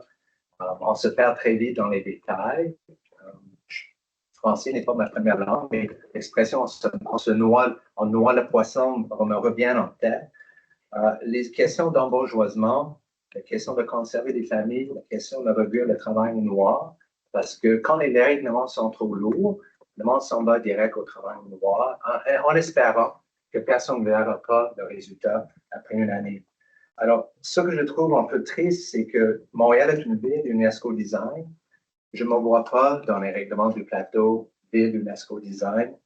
Quand je regarde et que j'ai fait des recherches sur les énoncés de la ville de Montréal, la transition écologique, la ville s'engage à faire émerger une culture organisationnelle ouverte à l'expérimentation urbaine, à l'erreur et à l'apprentissage. Je ne le vois pas là-dedans. Quand je regarde le nouveau plan d'urbanisme et de mobilité 2050, la configuration et l'aménagement des bâtiments permettent une diversité de la population dans le temps pour différents usagers. Ils évoluent selon les besoins des usagers. Je ne vois pas. Et que quand je regarde la démarche de réflexion, le document qui nous a été envoyé en 2023, c'est-à-dire la vision de l'arrondissement, le plateau Montréal, laboratoire d'innovation urbaine et créateur de milieux de vie verts, solidaires, dynamiques et à échelle humaine. Je vois beaucoup de détails, mais je ne vois pas l'équilibre dans la ville fait des énoncés sans arrêt. Alors, je fais écho à tous ces commentaires-là parce qu'on veut vivre dans un plateau vivable. Et on ne voit pas, on s'en va direct dans les détails, on se perd dans les détails et on perd toute l'inclusion sociale possible, on perd des familles et on est en monde désespéré. Moi, je suis architecte, je comprends très bien les clients. Je prends de moins en moins de clients au plateau parce que c'est extrêmement difficile de faire passer un projet. C'est extrêmement difficile de dialoguer sans se perdre dans les détails normatifs qui nous foncent vers des prescriptions qui n'ont pas de bon sens. Alors, je suis désolé, mais je suis vraiment déçu avec votre présentation ce soir. Monsieur, madame. Oui, donc, je renchéris au niveau de la mixité sociale. J'habite dans la communauté Milton Park. Sans subvention significative, nous ne pouvons pas rencontrer les exigences du plateau Mont-Royal. M. Faneuf, un exemple qui est juste en face de chez moi. Il y en a un dans notre tronçon de rue aussi, où les exigences pour un remplacement de porte extérieure, la plus basse soumission était à 13 500 $ pour une porte extérieure pour retrouver les composants d'origine. On parle c'est du logement chez nous, c'est du logement abordable. On veut bien, mais il faut qu'il y ait des subventions pour aligner le biscuit là-dessus. Sinon, c'est pas possible. Et ça, c'est contradictoire avec une notion de mixité socio-économique. Ça s'adresse, le logement social abordable, et le plateau, il me semble, s'adresse aussi à une population qui n'est pas riche, là, qui peut... Mais de toute façon, des portes à 13 500 $ dans ma pratique, on les prescrit même pas à Westmount. Donc, c'était la réglementation, même subventionnée, m'apparaît extravagante.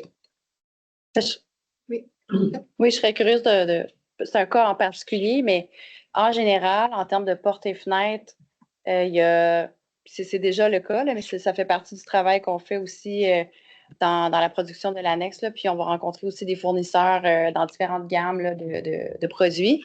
Mais il y a pas, en général, il n'y a pas de restriction de matériaux pour les portes. Donc, des portes très standards en acier peuvent s'installer sur la grande majorité là, des bâtiments. C'est ça. Sauf quand on est dans des territoires qui ont des caractéristiques très particulières ou un bâtiment qui a un statut. Là. On n'est pas dans la super. Et c'était vraiment le stretch, là. Sainte-Famille, Jeanne-Mance, Hutchison, non. Ça, c'est tard, là. Et vous avez fait une demande récemment pour... Ça, c'est en 2020. Ben, c'est le 35-18 d'ailleurs. C'était en 2023. OK. 2022. Est-ce que la porte était toujours présente? On a une porte qui n'était pas d'origine, qui a un caractère ancien, qui n'était pas d'origine. Et ce qu'ils nous avait dit, vous allez prendre la voisine est manifestement d'origine. Et d'à côté, effectivement, mais lorsqu'on est allé voir 4 fournisseurs, le plus bas est à 13 500. Il y a un monsieur qui a la main levée depuis longtemps. Non, mais j'ai entendu ça un petit peu aussi sur les autres. Moi, je suis une petite propriétaire, j'ai un logement locatif. Et on ne peut pas filer la facture au locataire, c'est impossible. C'est pas selon les règles digitales, c'est impossible en fait. Et en fait, on voit des propriétaires qui ont plus de moyens. Je pensais Bienville, Saint-André, le bâtiment tombe en ruine. Finalement, il va y arriver. Ce bâtiment va être rasé, il va être probablement proche de puis l'arrondissement va autoriser de construire quelque chose de vraiment moderne à la place. On voit des exemples de La Roche, c'est La Roche de Villefort aussi. Là, il y a eu un bâtiment qui a été rasé. Et d'à côté, on ne sait pas trop ce qui va être fait. Puis, il va y avoir une facture moderne, contemporaine. Ça n'a fait aucun sens, je trouve, dans le quartier. Puis nous, on essaie de entretenir quelque chose. Et puis, on essaie de faire une demande de subvention aussi. On risque de perdre notre contracteur, parce que une demande de subvention dure mois, un an. Il n'y a aucun contracteur qui peut s'engager aussi longue durée. C'est vraiment très, très, très difficile. Mais même quand on tient beaucoup au patrimoine,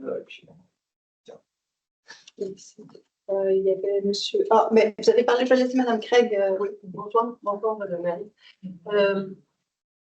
Je me demande, lorsqu'on doit demander une dérogation, quand ça ne va pas là, avec justement les composants, quels sont les coûts qui sont attachés à cette demande? Est-ce que les coûts vont changer? Je pense que c'était de l'ordre, est-ce que ça se fait pour 3 000 pour aller en dérogation? Tu sais, quand il fait une demande, c'est lu puis que le dossier est évalué. Ça, c'est j'ai 2 fois question, je vais vite.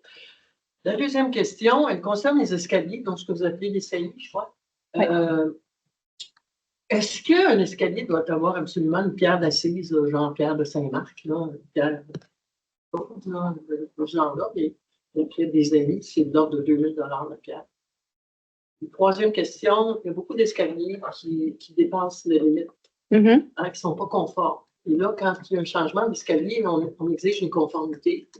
Vous aurez les taxes à payer. Qu'est-ce qu'il y en est de cette affaire-là? Je pense que ça touche beaucoup de monde. Il y a un item là-dessus. Oui, bien, pour la pierre, là, s'il y avait une pierre à l'origine, oui, effectivement, c'est demandé de la retrouver ou de la remplacer. Pour ce qui est de l'empiètement, on a, il y a dans le règlement là, qui vise le domaine public, quand l'empiètement était là à l'origine, normalement, il n'y a pas de frais qui devraient être demandés, là, parce que c'est relié à une exigence par rapport à une réglementation de l'arrondissement.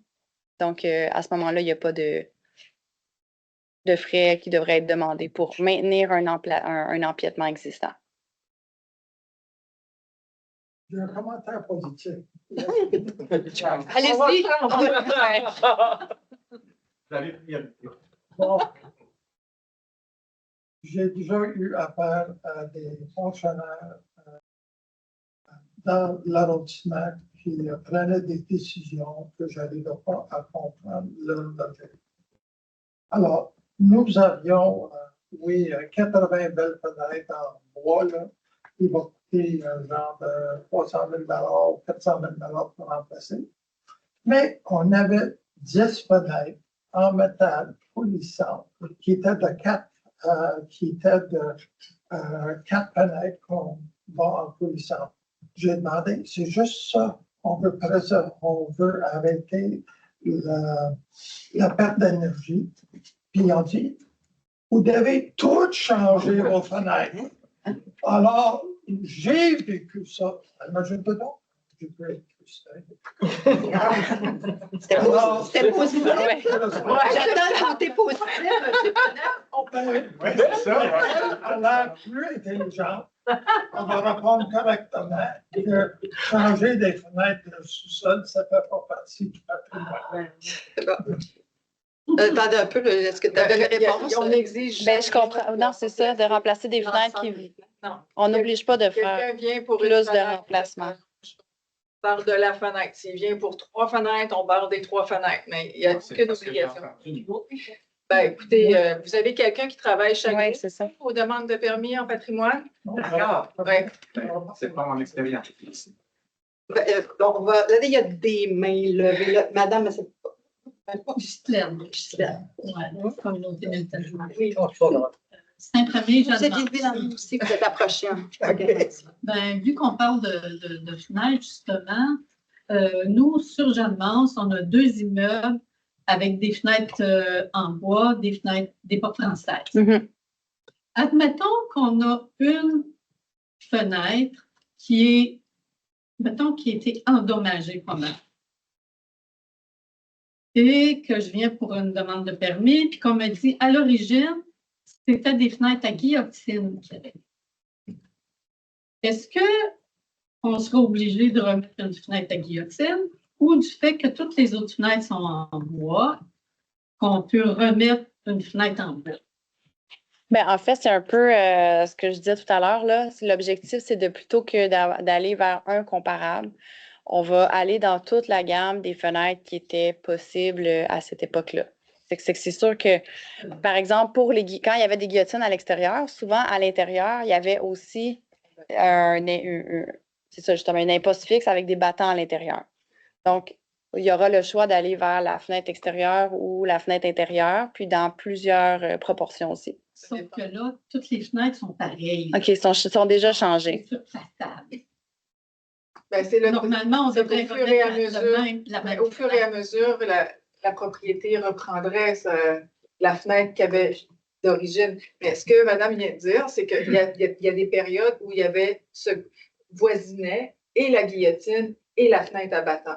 Dans ces périodes-là, on va permettre les 2 types de fenêtres. Mais dans les périodes où il y avait uniquement les battants, les plus vieilles constructions, que la fenêtre à guillotine n'existait pas, on ne va pas permettre la fenêtre à guillotine, par exemple. Vous ne l'aimez pas, la guillotine? Non, mais c'est parce que toutes les fenêtres, c'est des portes françaises en bois. Mais en 1929,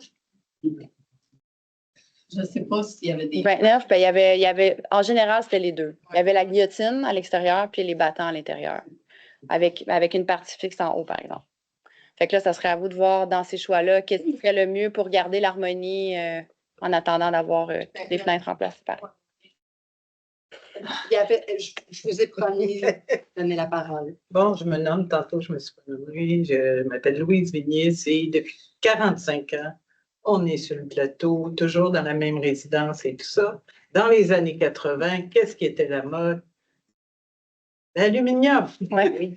Donc, tout a été préservé. On a fait des travaux exploratoires et on a découvert qu'on a une belle toiture en baguette de tôle de baguette, je ne sais jamais comment le dire. Et là, ça va. On a une soumission. Mais qu'est-ce qui nous stoppe? C'est que lorsqu'on veut demander la subvention, ça en prend 2. Et c'est rare. J'ai beau appeler, essayer de trouver des soumissionnaires qui me donnent. C'est pas possible. Est-ce que c'est prévu qu'on puisse. Je ne sais pas, mais ça, vous devez être habitué. Oui. On parle de tôle à baguette. On avait un autre entrepreneur. Lui, il faisait de la tôle pincée. Moi, ça me dit quelque chose. Ouais. Là, c'est bien plus beau ça. On ne peut pas vous le faire parce que j'avais qu'est-ce que je fais? Et là, encore une fois, c'est plutôt de savoir. Ouais. Non, ça, j'ai les 2 soumissions, c'est. Mais j'en ai pas, c'est ça mon problème. Oui, c'est ça, c'est la division du patrimoine, c'est pour comparer les prix, parce qu'ils ne veulent pas que les prix soient gonflés pour un travail ou est-ce qu'il y a juste une soumission parce qu'il y a une subvention que l'entrepreneur en profite pour grimper son prix. Fait que c'est pour Ah oui, ça. ça, on s'en doute.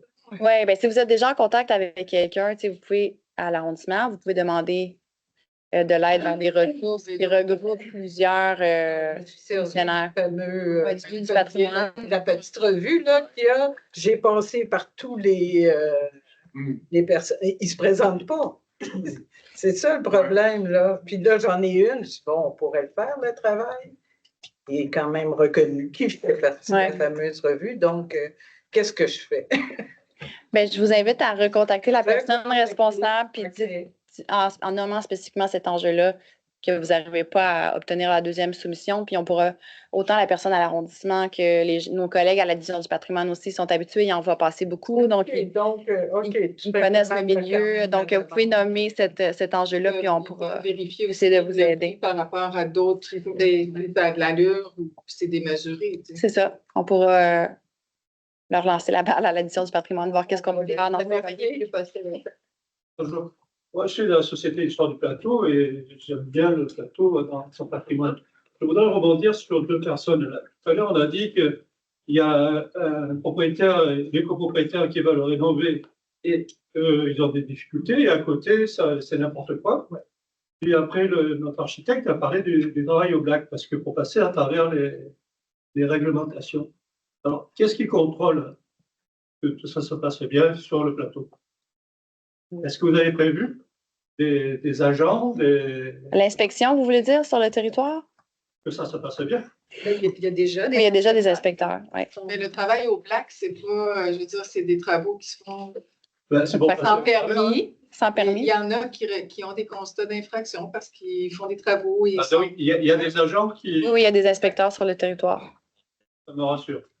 Merci. Si vous voulez. C'est sûr que nous arrive tout le temps. C'est vraiment agréable. Parce que j'habite sur le plateau, puis mes voisins autour, derrière, ils travaillent tout autour de moi. On ne veut pas les saouler, là. On a vu des cas. Des choses qui semblent très, très au noir. Ouais, écoutez, moi, je peux vous dire que à chaque année, il y en a plusieurs des constats d'infraction. Madame Tremblay. L'entretien, parce qu'effectivement, c'est très frustrant quand on veut prendre soin de son immeuble qu'à côté des gens laisse tomber en décrépitude. Il n'y a pas le nouveau règlement sur l'entretien des bâtiments. Oui. Un règlement qui est entré hier l'année dernière, je pense que ça. Donc, je pense que c'est en train tranquillement d'être utilisé. Moi, je suis beaucoup d'espoir là-dessus, mais il y a un règlement maintenant qui empêche quelqu'un de laisser en ruine son bâtiment. Donc, c'est ça qui va. Comment on fait pour savoir ça n'a pas rapport avec s'il y a des interventions qui sont faites ces gens-là? Il faut faire une demande d'accès à l'information. Est-ce qu'il y a sur cette adresse-là, est-ce qu'il y a des Vous pouvez porter plainte, vous pouvez porter plainte. Il y a des inspecteurs qui vont aller sur les lieux, puis nous, après ça, vous nous envoyez le numéro de requête et puis on peut faire un suivi avec vous là, pour savoir qu'est-ce qui se passe avec le bâtiment en question. Nous autres, on a appelé les pompiers parce que le mur commençait à couper. Donc, là, ça reste de même. Faut essayer de travailler avant que ça tombe. On va essayer d'être positif, essayer de trouver quelque chose pour être réellement. On parlait de durabilité, de mixité, d'évolution des bâtiments. Un bâtiment, ça évolue dans le temps. On ne peut pas demander à des gens, je pense encore à un autre toit, parce que je ne connais pas mal tout, qui a un toit en cuivre. Ça coûte juste 1,5 million réparer le toit, la partie qui est en cuivre. Dans le Golden Square, ils remplacent le cuivre par de la fibre de verre teintée qui a un petit verre. Pourquoi on n'essaie pas de trouver dans ce plateau Mont-Royal, protéger l'apparence? Parce que dans le fond, c'est du façadisme que vous faites. Vous voulez avoir les façades le plus près possible du style qu'il y avait. Peut-on autoriser d'utiliser des matériaux modernes à moindre coût souvent, parce que sans ça, le nombre d'entrepreneurs qui font ça, c'est pas beaucoup. Alors que si vous aviez plus de flexibilité pour dire oui, on veut que ça reprenne la forme, et puis de reconnaître que le bâtiment a évolué. Parce que si je venais reprendre des photos que j'ai de 1904 de notre bâtiment, ça coûterait une fortune. Ça a évolué ce bâtiment-là pendant un siècle. Il n'existe aucune photo. Fait que. On n'en a jamais vu. On n'a aucune photo qui date de plus que l'année passée. durabilité. Il y en a dans le livre de M. Desjardins. La durabilité, le bois en 1904, c'est pas la qualité du bois qu'on a aujourd'hui. Demandez ça à n'importe quel entrepreneur, il va vous le dire. Ton bois pourrit au bout de 5 ans, alors qu'à l'époque, le bois durait longtemps. Ça a bien été fait pour les patios, puisque vous avez dit qu'on peut mettre des composés en... Oui, c'est ça. Le bois, effectivement, pour plusieurs composantes, on peut le remplacer par autre chose. Quand on nous demande de remplacer un garde-corps qui est en bois, puis je ne sais pas si votre idée de retrouver la hauteur légale, c'est encore de mettre un truc en faux, en pente. C'est complètement absurde, ça.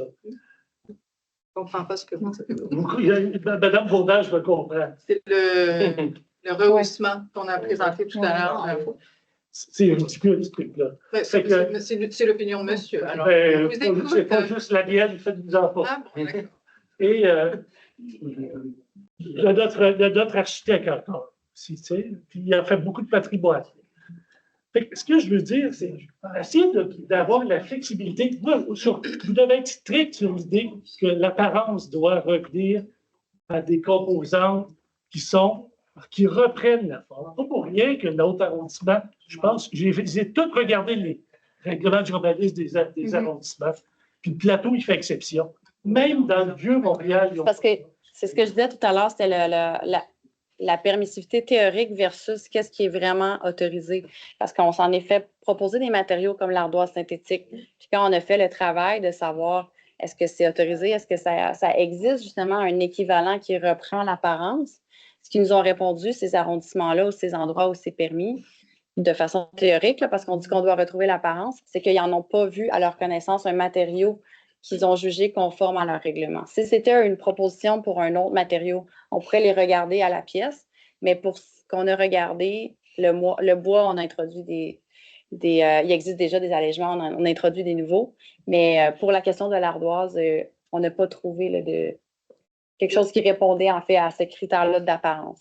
De façon générale, c'est difficile dans un règlement d'arrimer l'ensemble des problématiques. Mais on est très conscient de l'abordabilité et de la difficulté des coopératives d'habitation.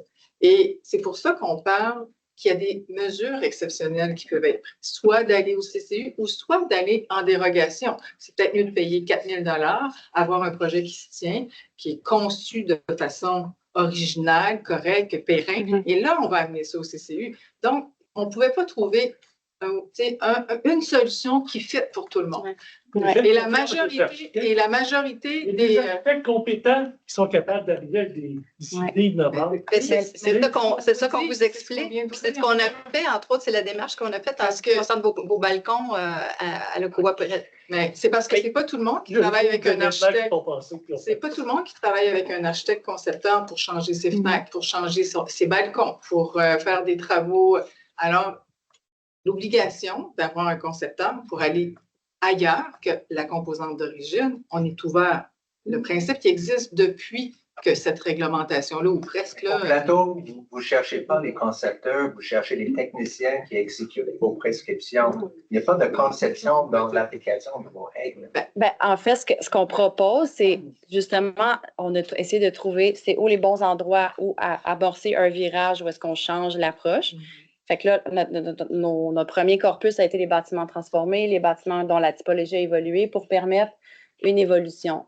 Mais effectivement, de dire faire confiance aux architectes, ça veut dire du cas par cas, ça veut dire du PIA, ça veut dire du CCU pour tous les dossiers. Et c'est pas possible parce que ça ajoute beaucoup d'incertitudes pour les gens. C'est des coûts de payer un concepteur aussi. Fait que c'est pour ça que pour les interventions mineures, ce qui est mis de l'avant pour la majorité puis qui fonctionne pour la majorité, c'est d'avoir une solution qui est applicable de façon facile sans s'embarquer dans un processus qualitatif, parce que qualitatif, ça veut dire critères, ça veut dire il faut apporter des arguments expliquant pourquoi on respecte les critères. Donc, tout ça, ça veut dire c'est du temps aussi, c'est de l'argent, des frais en honoraires professionnels, puis des délais aussi de permis là, supplémentaires. Je voulais juste corriger le passadisme. Ce n'est pas du passadisme, c'est la volonté de maintenir un patrimoine. Puis pendant ce temps-là, les logements, eux, se détériorent parce qu'on n'a pas d'argent pour le mettre. Monsieur Coton, écoutez, elle veut faire son intervention. C'est juste là, c'est une proposition que je lance à l'élu ici parce qu'on parle beaucoup d'entretien. Hein. Tout ça, si on entretenait nos bâtiments, on ne serait peut-être même pas à la limite parler de ça. Ça coûte cher, les subventions. Non, pourquoi pas prendre ça? On pourrait tout simplement donner des allègements fiscaux à ceux qui entretiennent. Je pense que ce serait vraiment, ça se fait dans beaucoup de villes aux États-Unis et ça paraît qu'on rentre dans certaines villes, mon fils dont je le fous, mais c'est parce que quand tu entretiens, tu as un allègement de taxes. Alors peut-être qu'on aurait un patrimoine qui se dégrade. C'est pas dans la culture, on dirait d'ici l'entretien. On regarde en France, tu as l'obligation de ravalement de façade. On sait que c'est pas l'État le plus riche, mais je me dis que peut-être que ce serait vraiment porteur pour les prochaines années. On note. Merci. Très rapidement. Oui. Le concepteur ici avait tracé une nouvelle porte et non celle avec les composantes d'origine à 13 500 $.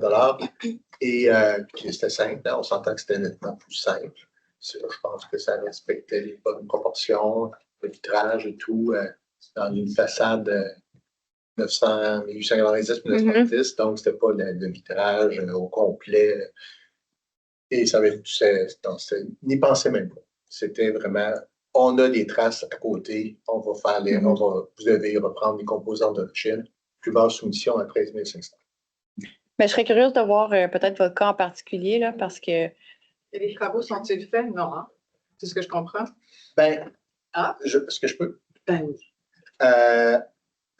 C'était on changeait cette porte-là pour installer une serrure électrifiée parce qu'on est tout près de l'épicentre de la crise humanitaire de Milton Park. Et il fallait sécuriser les entrées. La porte qui était là ne pouvait pas ne pouvait pas tenir la serrure électrifiée. Nous sommes tombés sur un fournisseur du plateau Mont-Royal, Cérubro, qui nous a rafistolé la porte ancienne, mais non d'origine. Et ça a fonctionné.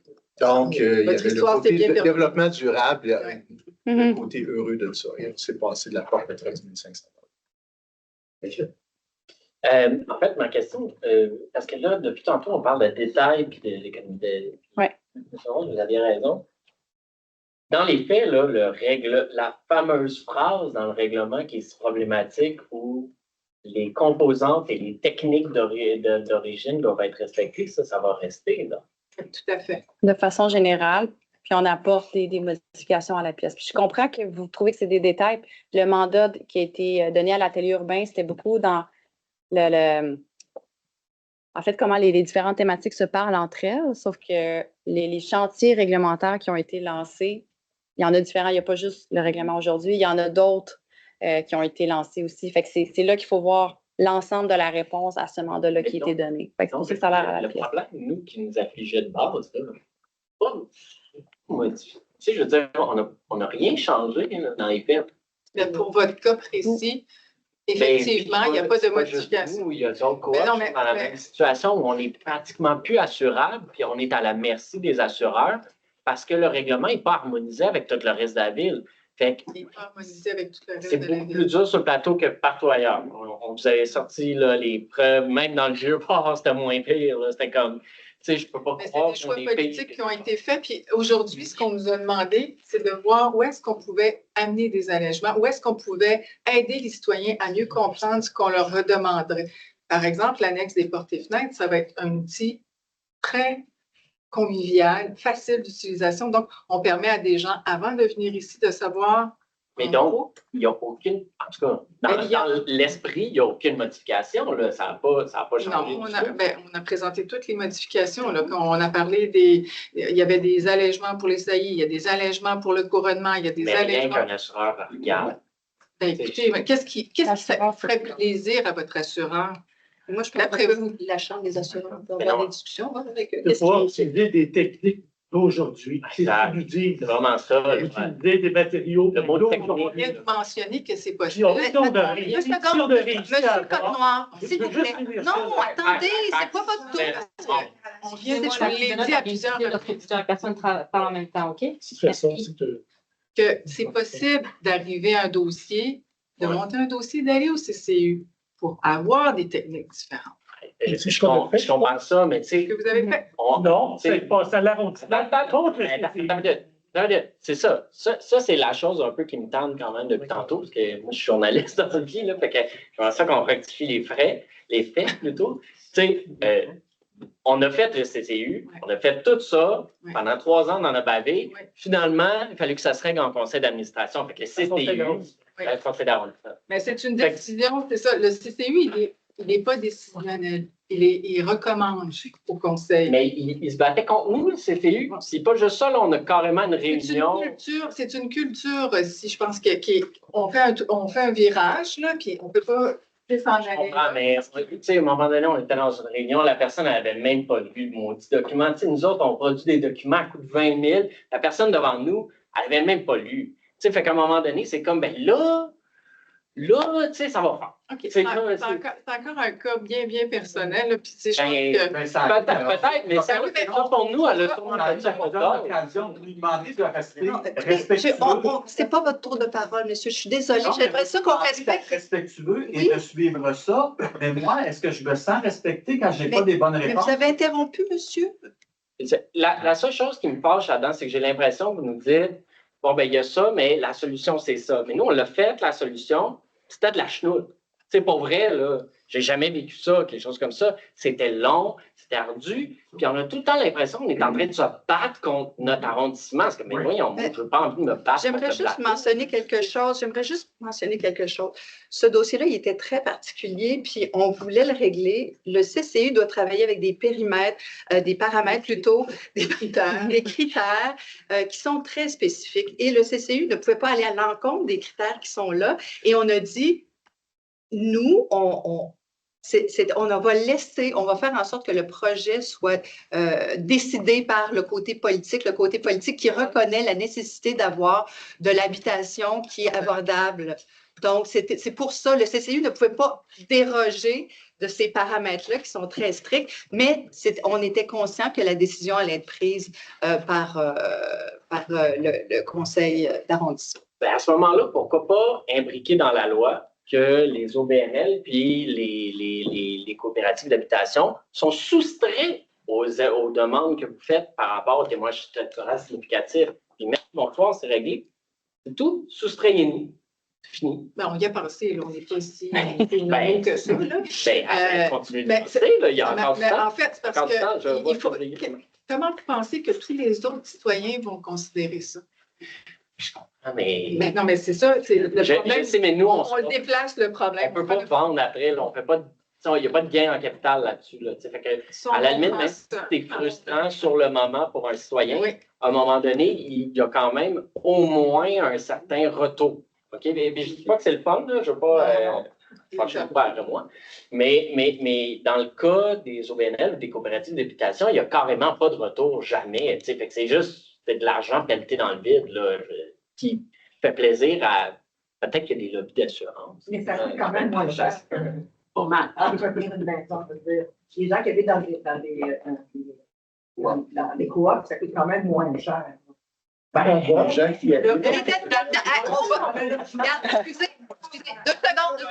Si vous avez envie de parler en vous, quand la séance sera terminée, je vous invite à jaser en tout ça. Mais pour l'instant, s'il y a encore des gens qui ont des questions à poser ou des éclaircissements ou des commentaires, c'est le temps de le faire parce qu'il faut être constructif ce soir. Donc, je vous rappelle à l'ordre, Madame Serling, vous aviez... Non, en fait, je voulais simplement rappeler d'une manière globale le sens de l'exercice d'aujourd'hui. Et justement, pas faire des devoirs. On est arrivé, il y a un travail colossal derrière ça. Puis c'est de voir comment on dit qu'on est dans une... On n'est pas à l'étape finale. Hein. On est à l'étape parce qu'on voit comment ça s'applique de manière concrète. Tout le monde a des problèmes spécifiques, on comprend.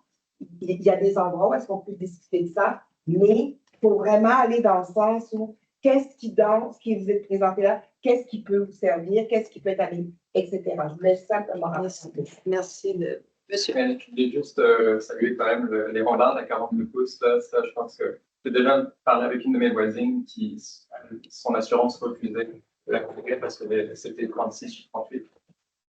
Donc, 42 pouces, merci. Nous, on vient de faire le balcon, donc c'est fini. On est à 36, puis on ne pourra pas le faire avant, on espère, 50 ans. Vous le souhaitez.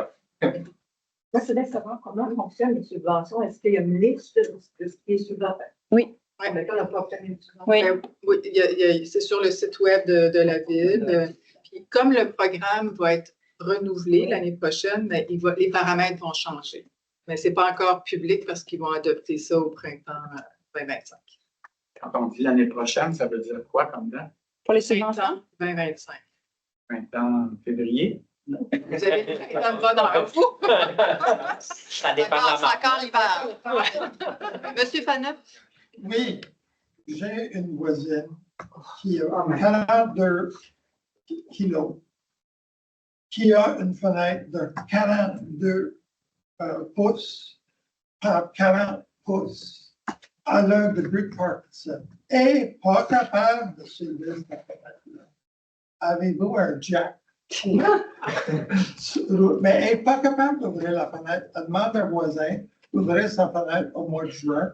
Elle demande à un voisin de la fermer au mois de septembre. Alors, sur cet aspect-là, je trouve que les affaires les fameuses guillotines à 42 pouces, il y aurait eu moyen de faire 42 pouces avec une séparation en plein milieu parce que elle n'est pas capable, elle ne sera jamais capable d'ouvrir sa fenêtre. Alors, quand est-ce qu'on peut faire des modifications pour une question de humanité? On a déjà fait des modifications dans une coopérative qui est située sur Saint-Urbain, justement parce qu'il y avait des personnes avec certains handicaps. Donc, on avait fait justement ces modifications-là parce qu'ils avaient effectivement des fenêtres à guillotine et on avait permis là, des fenêtres à battant pour cette... Oui, puis pour la période où est-ce que la majorité des bâtiments du plateau, ce qui est visé comme objectif, c'est justement permettre tout ce qu'il y avait comme fenêtre extérieure, tout ce qu'il y avait comme fenêtre intérieure.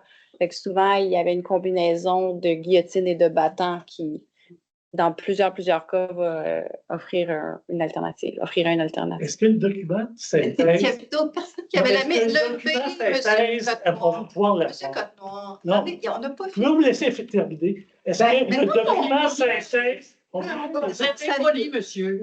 Il y a quelqu'un qui avait une main levée. Oh, vous. Désolé. Juste faire attention de ne pas introduire des contraintes à l'usage. Effectivement, les guillotines de trop grande dimension, dans le balancement entre l'ouverture et la fermeture, pour beaucoup de monde, l'ouverture peut être très facile, mais la fermeture ensuite, et c'est très lourd, il y a un enjeu de sécurité aussi quand on ne peut pas les barrer à une certaine hauteur et redescendre, puis ils peuvent redescendre vite. Enfin, il y a ces contraintes à l'usage-là. J'imagine que les fournisseurs, vous en avez pas. Il n'y en a pas beaucoup au Québec, le Sage. De très, très, très grandes guillotines. Oui. Oui, c'est ça, mais on est. Ici, la division. Oui. C'est ça. Composante d'origine.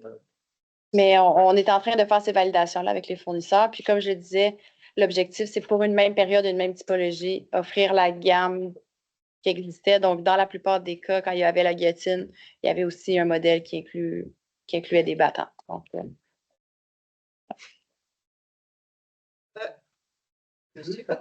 vous avez levé la main. Le document synthèse qui a été fait de la consultation, vous devez en avoir produit là. Est-ce qu'il peut être rendu public?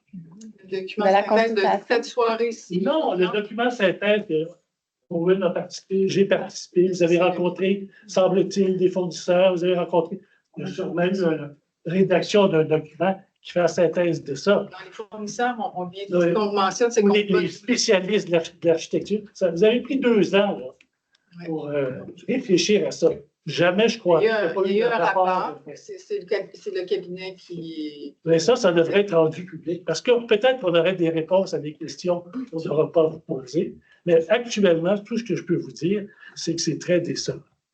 On a bien entendu. On a très, très bien entendu, mais c'est sûr que la proposition ne va pas régler tous les problèmes d'abordabilité sur l'ensemble du plateau Mont-Royal et sur l'ensemble de la ville de Montréal. On essaie de travailler, comme l'a mentionné Catherine, de façon parallèle. On a travaillé sur les réglementations, sur les fusions, l'interdiction de fusion de logements pour essayer de protéger le parc locatif. On a aussi diminué les frais d'occupation du domaine public. On a récemment utilisé le super pouvoir pour permettre de créer du logement abordable en évitant un processus réglementaire qui est très lourd. Donc, ça ne va pas, comme on le mentionne, aujourd'hui, on est en train d'écouter les commentaires et on va voir qu'est-ce qu'on peut raffiner à travers ce règlement-là. Mais le règlement du retour aux composantes d'origine n'a pas pour but c'est pas le règlement qui va faire en sorte qu'on va régler les problèmes d'abordabilité. Et on travaille ça avec d'autres règlements pour essayer justement de faire en sorte que cette hémorragie-là se poursuive.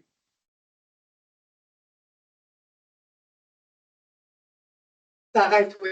Oui, c'est ça. Éviter que ça se poursuive. Donc, pour que ça s'arrête. J'avais tout compris. Ça arrête là. C'est ça. Ça arrête là, dark pas mal.